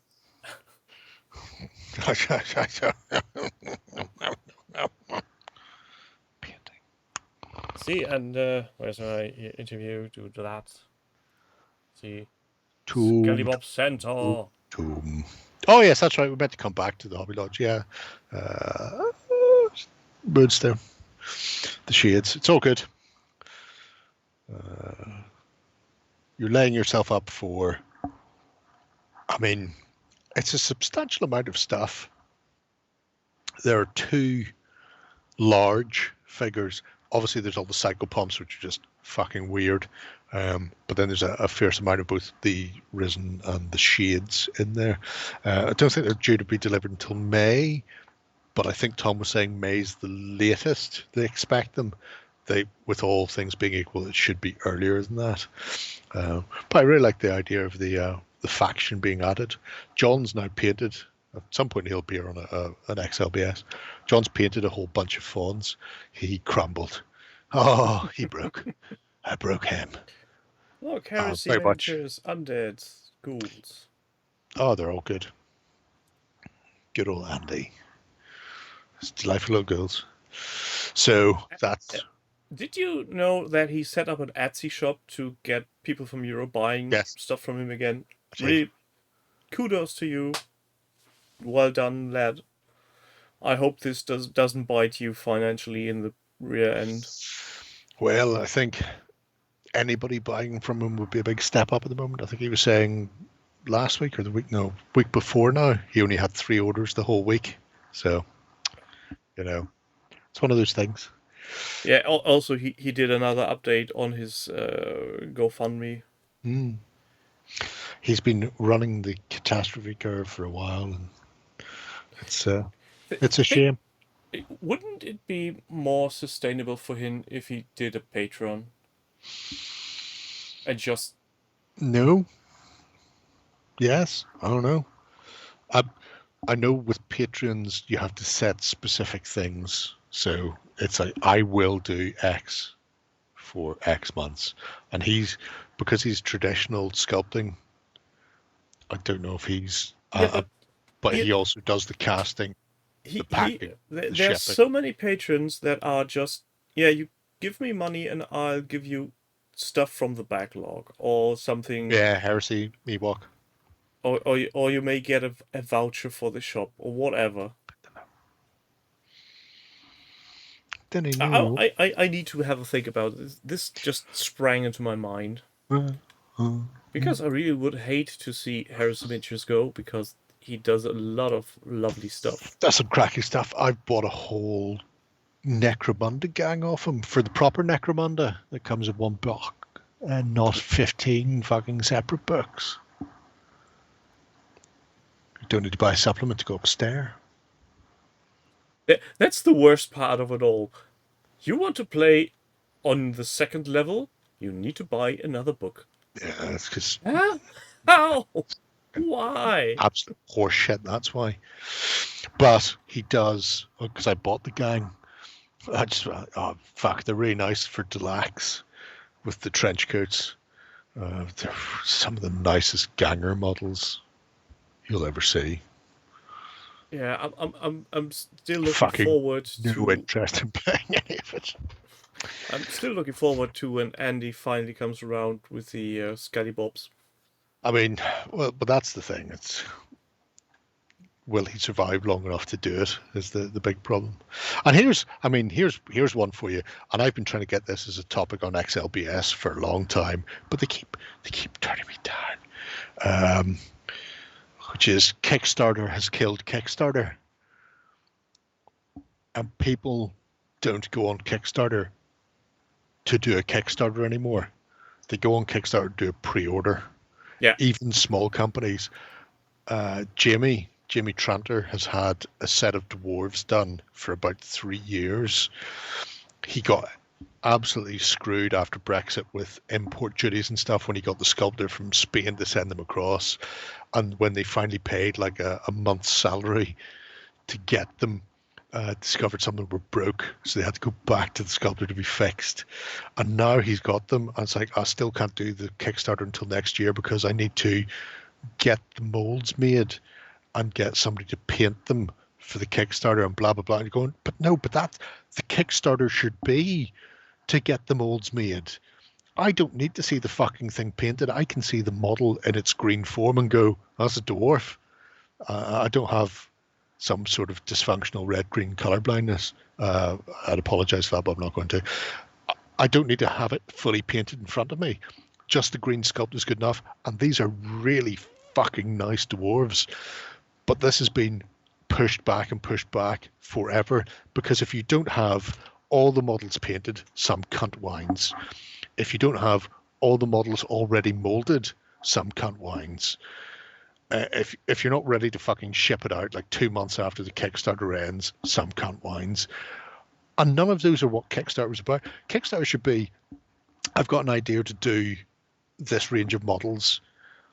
I've paid to have the concept work done, and I've paid to maybe get 1 or 2 done by the sculptor who says he's put time aside if this gets funded that he can sculpt them all for me, and then this company said that they can cast them and it'll take 8 months, a year to deliver. Great. But the idea that you have to pay all the money up front and then go to Kickstarter to recoup the money that you've paid is arse about face.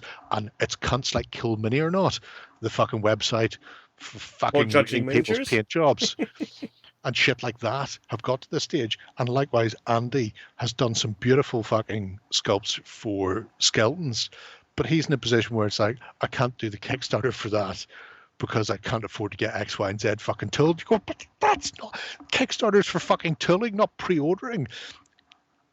All these cunts who are using Kickstarter to pre-order should be dragged in the street and beaten to death with a fucking tire iron. Also, he has done the masters of the skeletons. They are physically there. Yes. He can show them off. These will be your miniatures. They will be 3 times smaller, but those are those miniatures. Yeah, Demon. You remember Midland does it. Midland does it, and they're fucking. I mean, it's exactly what you want. You go, here's the sculpts. Now we need to put them into production. You remember? I'm just going to fucking pull up these because it's, you know. Hey, you remember in the early days of Kickstarter, somebody funded a bloody potato salad. Potato salad. He made 60 grand on that, and then Kickstarter changed the rules. Pardon me. But I mean, I get it that when you're trying to sell some technical gadget that Kickstarter is saying, yeah, we need a working prototype to see that you're not fucking people up. I get that. But we're talking about a bloody piece of lead, or in the worst case, resin or 3D print. Open that. Click that link. Why should I click that link? Because I'm telling you to, you bitch slapping whore. He has a fucking squirrel on one of their helmets, for fuck's sake. I'm just saying, I've been looking at these in the green now for about 3 years, and it's still, I can't do the Kickstarter until somebody's master molded them and somebody's painted them. And I understand people going, it doesn't look professional, but at the same time, fuck that. How doesn't it look absolutely professional? 100% fuck that. The idea that everything needs to be 100% finished isn't a Kickstarter, it's just a pre-order, and it really fucking boils my piss. And at what point doesn't it look at the squirrel, fourth from the back, top right. It's great. Look at him. You can see him. Look at the squirrel, fucking squirrel rabbit on his helmet. Fuck's sake, I want these. Anyway. I mean, just look at the technical prowess that's in these miniatures. These look stunning. Sculptor's really good. I do know his name, but I can't remember it right now. Anyway, but he really wanted to have a range of dwarves that had that 5th edition GW dwarf feel, but could be used for anything you want. And the amount of times I've seen Jamie on the cusp of just going, fuck all this, I'm going to hit them with a hammer and pretend I never even heard about wargaming because things have got so fucking bad for him. And it's just, they might just go, "No, Jamie, just do the Kickstarter." The only thing he needs to do is take these you. miniatures, put them on a Lazy Susan, film them when they go past the camera until every miniature has been shown, put that on any crowdfunding platform whatsoever, and people will go apeshit. Yeah. These make me want to buy dwarves, and I'm not even playing any fantasy game. Of course they're great. I mean, and yeah, Martin, if I'm not going to open up my Kickstarter page because it will just upset me. I have moved away from most of the bigger companies because, quite frankly, I don't see the need. I mean, I backed the Mantic Tree and Crate 1 because I wanted the trees and I wanted them early, and I knew I was going to get them early. But at that point, it is more or less I suppose for that one, it was a borderline pre-order / Kickstarter because they were still working out what they could sculpt and if they could do extra stuff. But some of it you're just looking at, you're going, why have you even come to Kickstarter? And it's just because the advertising push you get by doing it through Kickstarter or game. Let's not single out a single crowdfunding campaign system. They're all bastards. Yeah. But the fact that you get a sort of a push, it's like free advertising if you're on Kickstarter. Well, I say free, you're paying 10 to 15% of your actual total to them. So not that free. But the media distribution that you get out of the back of it is why they're there. And it's a shame. It's a crying shame because you see companies like Jamie and his dwarves, like Jamie and his magic torch, like Andy and Heresy and doing his Skelly Bobs and stuff. And they're not doing it because they're not at a point where they don't need. It's like, if you don't need Kickstarter, then you go to Kickstarter. It's like, but that's not what Kickstarter's about. It's you need the fucking exposure and you need the crowdfunding. But people are going, oh, I'm gonna do a double job and fucking scrimp and save.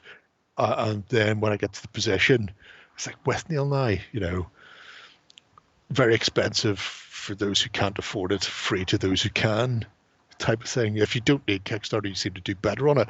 Fucking Green Stuff World have made like 80 grand selling a fucking black paint this week. A fucking black paint, for fuck's sake. Jesus fucking Christ. And what really drives me nuts is when Kickstarters actually know how much money they need, just go for a tenth of the money they need just to have a picture putting up saying, funded in 15 minutes. Oh, yeah. And then the project ends, successfully funded, and then oh no, we need to cancel. We needed 4 times the amount of money we made. That's a whole other... That's a whole other wankers. If your game or miniature or anything else needs X amount of money to be produced, put it in. I don't know who they copied for Black Jam, but I'm fairly certain I've got a black from 2, maybe 3 companies. They've all sold a black paint. So maybe they're really good. I mean, maybe it's the equivalent of black for priest socks. It's not like a dark blue. It's like proper black. Maybe this is Green Stuff World's paint. But yeah, it's fucking horse shit is what it is. Fucking 80 grand for fucking black paint, for fuck's sake. Oh, yeah. Coming back to get more money for postage. Oh, it could be anybody at all we're talking about. Not naming names. I will, Mythic. Fucking hell. When I received that email, because I had pledged €1 on that thing. They asked for extra money to send you your euro back. Send us €5 and we'll post your euro back. It's here's an update. We're almost done. We need more money. Fuck you, Will. Oh my God. I think we only have 2 more projects to go. Yeah, we do. And any point in the not too distant future, I will certainly 100% get back to those. I will. Yeah, don't worry about it. No. Because weirdly, I was talking about this today. I backed the Damnation Kickstarter, the Gothic game, back in wherever the fuck that was, in the before times. Must have been 2021, and then everything went fucking sideways. I'd only arrived there a couple of weeks ago, which I wasn't worried about because Chris was having fucking conniptions about the fact it was taking so long because of the event anyway. But his whole goal was to produce the game and a single expansion, and then the target was, you're not going to tell me what the target was, are you? Because you're a prick. I want to say the target was 30 grand, something like that. It was low because he'd essentially worked out how much he could pull in by mortgaging his house and maxing some credit cards and stuff. He put that target as low as possible to make sure it funded. And I was like, holy shit, it's funded, great, it can be produced, and I get to pay off my bills. But then people were going, oh, well, you've made X amount, can you do this? Can you add a solo system? Can you do that? Blah, blah, blah, blah. He's going, none of that was budgeted. Look, we've made some extra money. There is money there. And then I'll look at maybe increasing the value of some of the stuff, like making some of the cards as like thick 2mm card stock with like embossed silver decoration and stuff for the fancy death knell cards, and instead of doing like MDF standees, doing laser cut acrylic with color. But the amount of people who are going, why can't you do this? Well, I've seen such and such a fucking Kickstarter that has this, and I'm just going, I hate you, fucking walk into traffic, just fuck off so much. Yeah. And then there's companies like Demon Subsess Battle Systems that just put it on their own tab if postage goes up. Or, and that's a real nice way to do a middle of the road approach, like Tabletop Workshop did with his last book, when he said, look, printing is getting way more expensive than initially planned because China is raising prices like mental. China. I'm not going to charge you extra, but I'm making another Kickstarter with a free PDF, and the money that comes from there is going to side fund the original project, and you're getting an extra PDF. So there was no physical product involved. It just, here's a little booklet with tips and tricks. It's a $5 if you want. If not, your call. And people said, fine, well enough. I'm getting something for my money. I'm not just handing you the extra $5. Good. Works. That's the way to do. 100%. Now let's get on to people who have super backer after the name on Kickstarter, because they are.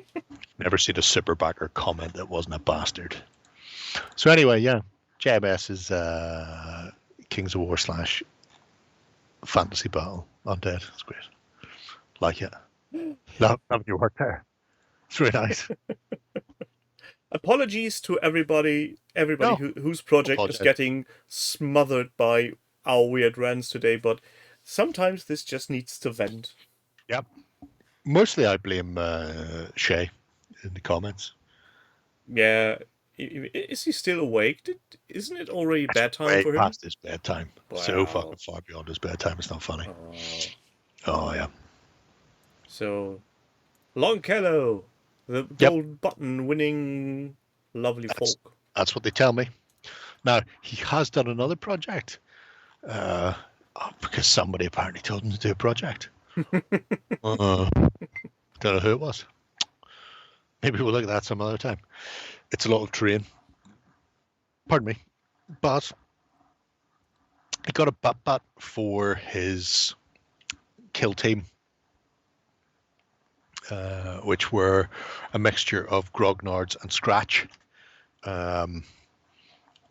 So people probably have seen it on the Sexual BS. However, subsequent to that, he's done some battle reports.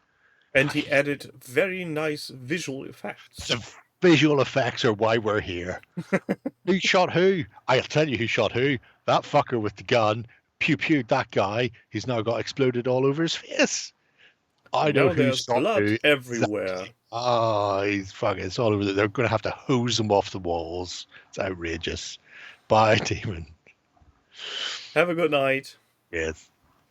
So yeah, obviously I'm a whore for a battle report anyway. It's all written in a narrative style, but it also has. I'm to steal a multi-award winning Moonstone leitmotif here. It's got a whimsical nature where you hear things like a guardsman screaming by the Emperor's gilded balls. Oh, that's great. I mean, all of a sudden I'm immersed, deeply immersed in what's happening here. Because I can imagine a guardsman screaming that when some sort of lunatic fucking space Nazi is coming screaming out of the darkness at him and he needs to fire a plasma gun at him. So it's all good. He does have a problem with the tokenage following him around. And it's like asteroids. All the miniatures have their own gravitational pull and they all pull a small amount of tokens behind them, like a fish dragging a turd. I don't know if there's much can be done because I don't know if they have individual little cards that maybe you could just stack the tokens on. Would that be less egregious? Would it be easier if the tokens were stored off board? Or are you more likely to miss the fact that somebody's activated and they've done this and they've done that? And because, I mean, they've got all sorts of shapes and colors of tokens there. There's like blue circles and red circles and triangles and like giant circles. And I mean, who knows? I know it's like the triangular movement minus pentagon movement equals square movement. I'm now imagining a computer game version of this where the tokens are floating around their heads. Yeah. Well, in a similar way to, after Sylvester's been hit in the head. Exactly. It's just being followed by stun tokens and activation tokens. There's no little birds flying around your head. There's just stunned, injured, wounded, decapitated. Well, have you played it? Warbost? Could it be tracked by off-card? I mean, presumably they've probably just got an army list, but could you just track all that shit off table? Because I can't see why you'd need it there. I don't know. I know I'm saying this in the full realization that in Dead Man's Hand you have movement and under fire markers tracked on the miniatures on table, but that's only 2 maximum tokens. So. Well, he says he does his own unit cards for that purpose, so Right. It's a design flaw by Games Workshop. So he could do it. He just doesn't need to have all the trippity dips. Thanks for the gifted sub, Ewok Kebab. Mr. Christopher. Okay. I'm not even sure if that lad who just received the sub is even on today. They must be, because I think you can only gift if they're there. No, you can gift offline. Can you gift off? Yeah, if you subscribe to a channel and somebody gifts randomly, you can actually have one. I've had this happen to me twice this year. Huh. It's a random selection. It all gets very complicated. Anyway. It's only complicated if you start to think about it. Just leave it. Let it happen. That is true. Look, you can see where the people are going because there's like arrows showing where they're going. Pointy arrows. Run down that corridor. Going. That's what they sound like when they run. I wonder if you used a graphical tablet for those because the arrows look really nicely drawn. Saying I couldn't do that with Microsoft Paint? Is that what you're saying? I'm saying you couldn't do that nicely with a mouse. It would be wonky. You don't know. I'm awesome, me. Also, you could use Photopea and cheat, so... I do rate this game. There you go. I mean, to be fair, so does he, bar the excessive tokenage. So it's a little side project that Lon Kello has been doing. But it's nice to see the stuff out and on and getting played through, and more importantly, the pictures so that we know it's been played through. The pictures and the words telling us what's happening. Even if one of them, I think, is that Russian propaganda minister. I think he gets killed early on, though. He does, though. We've got to go way the fuck back to part 1. He's called... Yeah, Lazarev, the surveyor. Isn't that the glum-faced fucker who's always lying? Just the subtitle just says lies in Russian under him every time. I don't know. Pretty sure it is. Anyway. I'm bad at names. Probably dead now, fuck him. But yeah, so bar the excessive tokenage, I think the game works quite nicely. And the little battle report's really, really nice, so I like it. I like stories.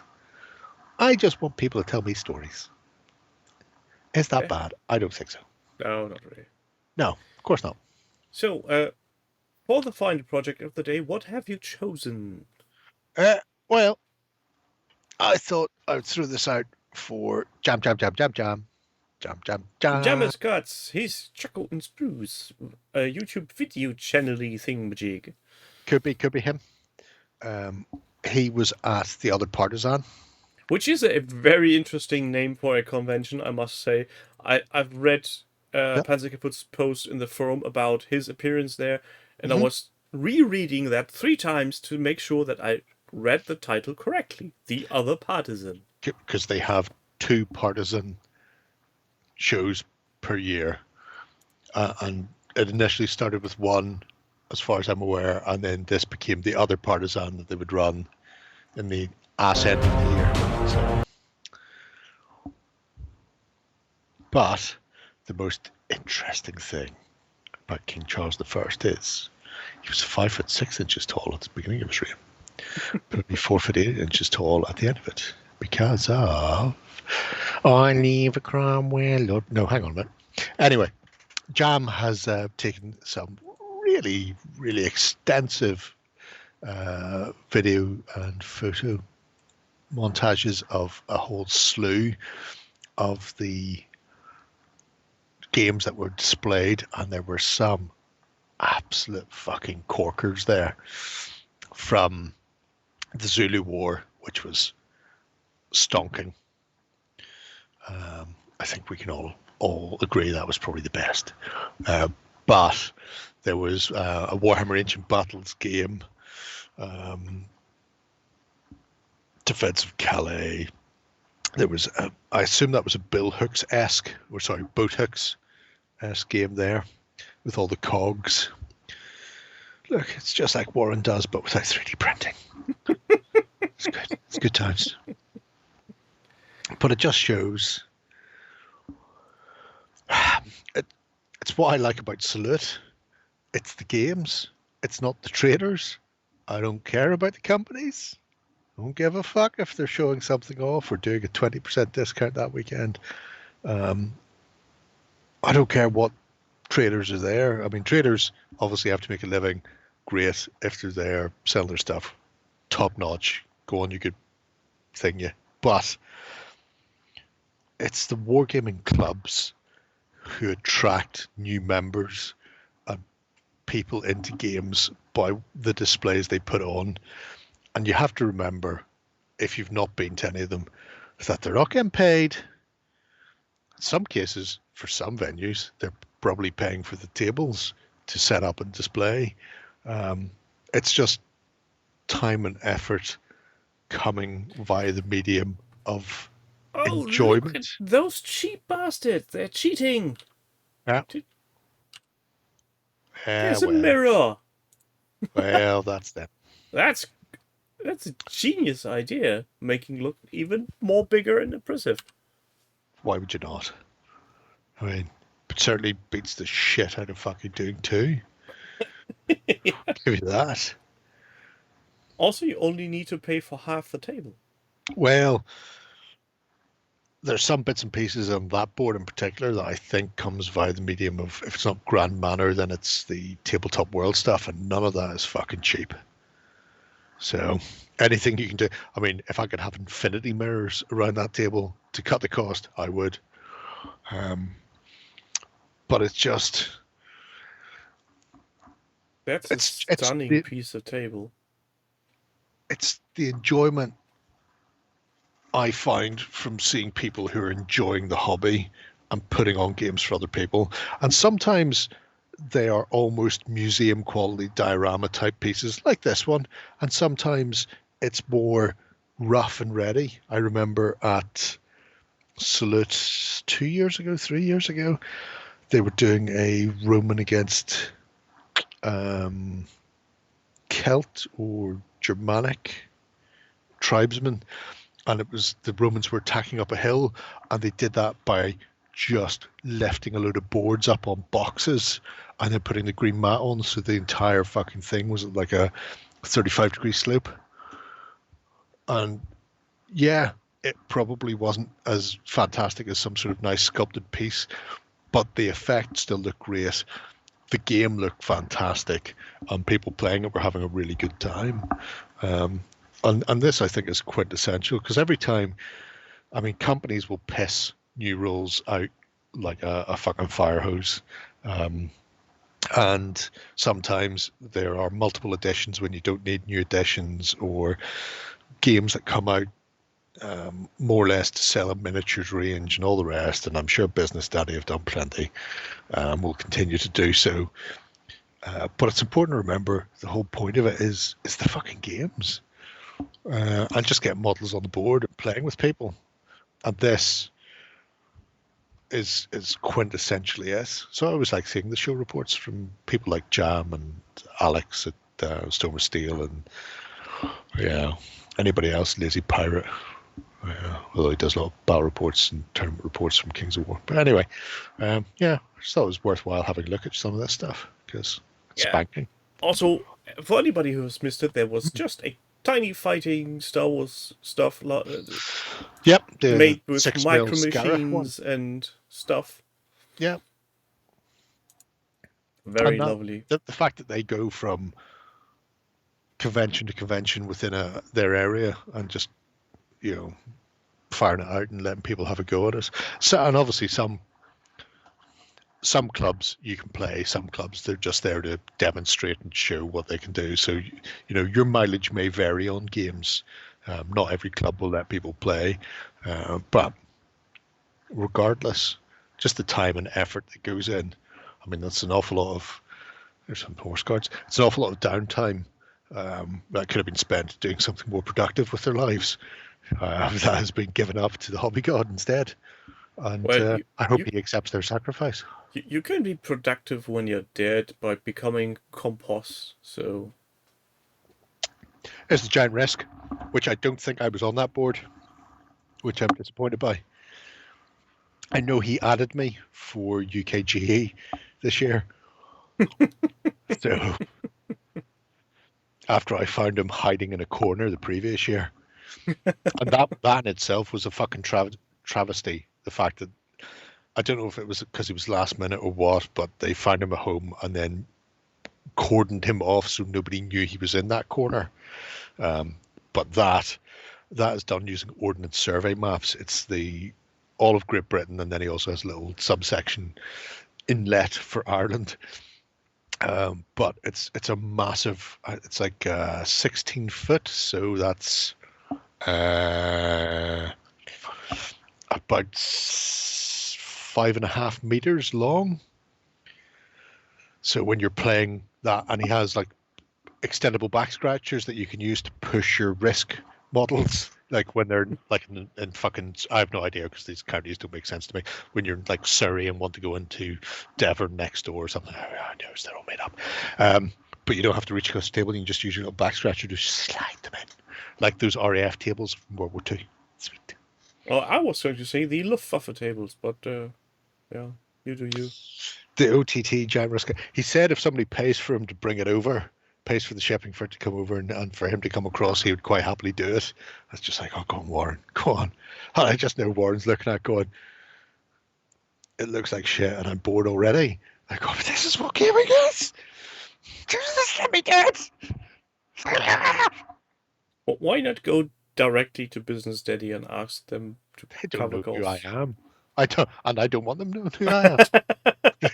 There's a degree of separation there, and it's best they don't know about me. That's how this goes. Oh, okay. Look at Yeah, that. fair Look at enough. them coming Oh, look, Zululand. in. See those rope huts? I came so many times. See when Grand Manor was closing down, the amount of times I had the Zulu compound and the corral in my basket, and then took out, and in my basket, and took out, and in my. It's just like I shouldn't. I've got the stuff to make them myself. All I'm doing is just pissing money up the wall that could be better spent on alcohol and more toe soldiers. So, but yeah, I mean, look at those rope hut. Look at that rope hut. Look at it. Look at the corral. Look at the fucking mini corral. Although there's no cattle inside it. There's some cattle escaping. Get them in the corral for fuck's sake, man. Jesus. Wouldn't the robots be something Fugu should do or could do? Ooh. I don't know. Fugu. Maybe. Looks like Not it would not be until up he's their got my alley. block. Let's not distract him with fucking companies until I've got a Brock. For fuck's sake, man. Jesus. Oh my I think I need to write a letter to the lads at Fugu and go, "Dear sir, please do a Brock." Oh my god. What's this? That's fucking unpronounced. That's not even a word. Where's my brother? Oh, it's Mokara, my friend. Okay. A bramble sour. All right. Okay. Fucking unpronounceable there. Speaking of alright, we're close to 2.5 hours now. Time to script at 30 minutes. Yes! Yes. Exactly. Okay. Good. Glad. My Glad coffee we've has sorted been that. long gone. I've resorted to fine Motorhead whiskey. That's insanely pink. Although not now that I've poured it in on top of the dregs of my Imperial Stout. So it's an unusual colour. Not looking dissimilar to how the bathroom looks after I've had a night on the shits. Yeah, I would love to have a boot camp over at the OTT, Nice. but I'm pretty sure unless I'm winning the lottery, which I'm not playing, I I'll just be already not. tonight I could be 34 million up. Has anybody Yeah, checked if I'm up? I'm not ever going to win that, and so I'm not be able to afford a trip to Northern Ireland. Just check. It doesn't look like I've been announced as a winner, so that sucks. Oh. So you need to go back to work tomorrow again. This is horseshit. I blame the system. Well, worse It's than that, I rigged. bit the inside of my fucking cheek earlier. Why? It wasn't intentional. Clearly, I was just that hungry that I started to chew the inside of my own face off. Yeah. Anyway, a hot tub. would, Yeah. but no, it wouldn't. Warren It would- has a hot tub. You could do your last ever thing from the hot tub at Warren's just before you get murdered and buried in his garden. Whatever it is he does with people. Doing I've seen a hot this tub really funny thing live with dogs. will be getting me into the literal hot water. Yep. I seen one of those videos on the internet yesterday, and it was like this girl at a fun fair, and she like threw a coconut thing, like missed, and then the bloke's there. It's like, oh, I'm sorry. Oh, my dog says I should pay for you to go again. And it's like blah, and the dog's narrating the whole thing like, there's Jeff, my owner. She doesn't realize that her night's going to change for the best forever, and she's just going on for ages. And then two other dogs come up and goes, ah, fuck. Do you know where to get something to eat? Oh, he's one of those narrating dogs. Nobody cares about your damn stupid human life. Oh, come on, let's go. And the two little tiny dogs walk off. And then it goes back to the narrating dog. He's going, yeah, it's true. I'm narrating this whole thing, and nobody can hear me, which is a shame because Jeff's a serial killer, and he's got three other girls' bodies in his back garden, and she's going to be joining them tonight. But nobody knows because I'm a dog, and they can't understand me. That's fucking great. So yeah. Oh, Dave, that's a very kind offer. I would probably drive that around a tree or something. But the best picture I saw, and this will be my closing comment for today, was somebody setting up a digger next to the road with a price sign going, hiding your corpse, $5, digging real deep, $10. Always bury a dead animal 5 feet above your corpse. So if they do sniff you out and then they start digging, they find that and go, oh, and then put the dog back in and then cover you over again. I'll do you one better. Plant some protected plants above the body you're hiding. I'm not that interested in plants, to be fair. Yeah, but I don't want to give them the leg up. You need to be interested in plants because they make hops, and hops makes beer. People make beer. No, you're thinking of Soylent Green. That's something completely different. All more or less the same. Chasey Smokara. And on that happy note, I say thank you everybody for being here, and Bye. make sure you listen to my new episode of Kaffee mit Schuss, which is literally translating coffee with added substances, on Thursday. I liked it. He talked about the multi-award winning Runestone. See you next week, lads. Bye. Cascades.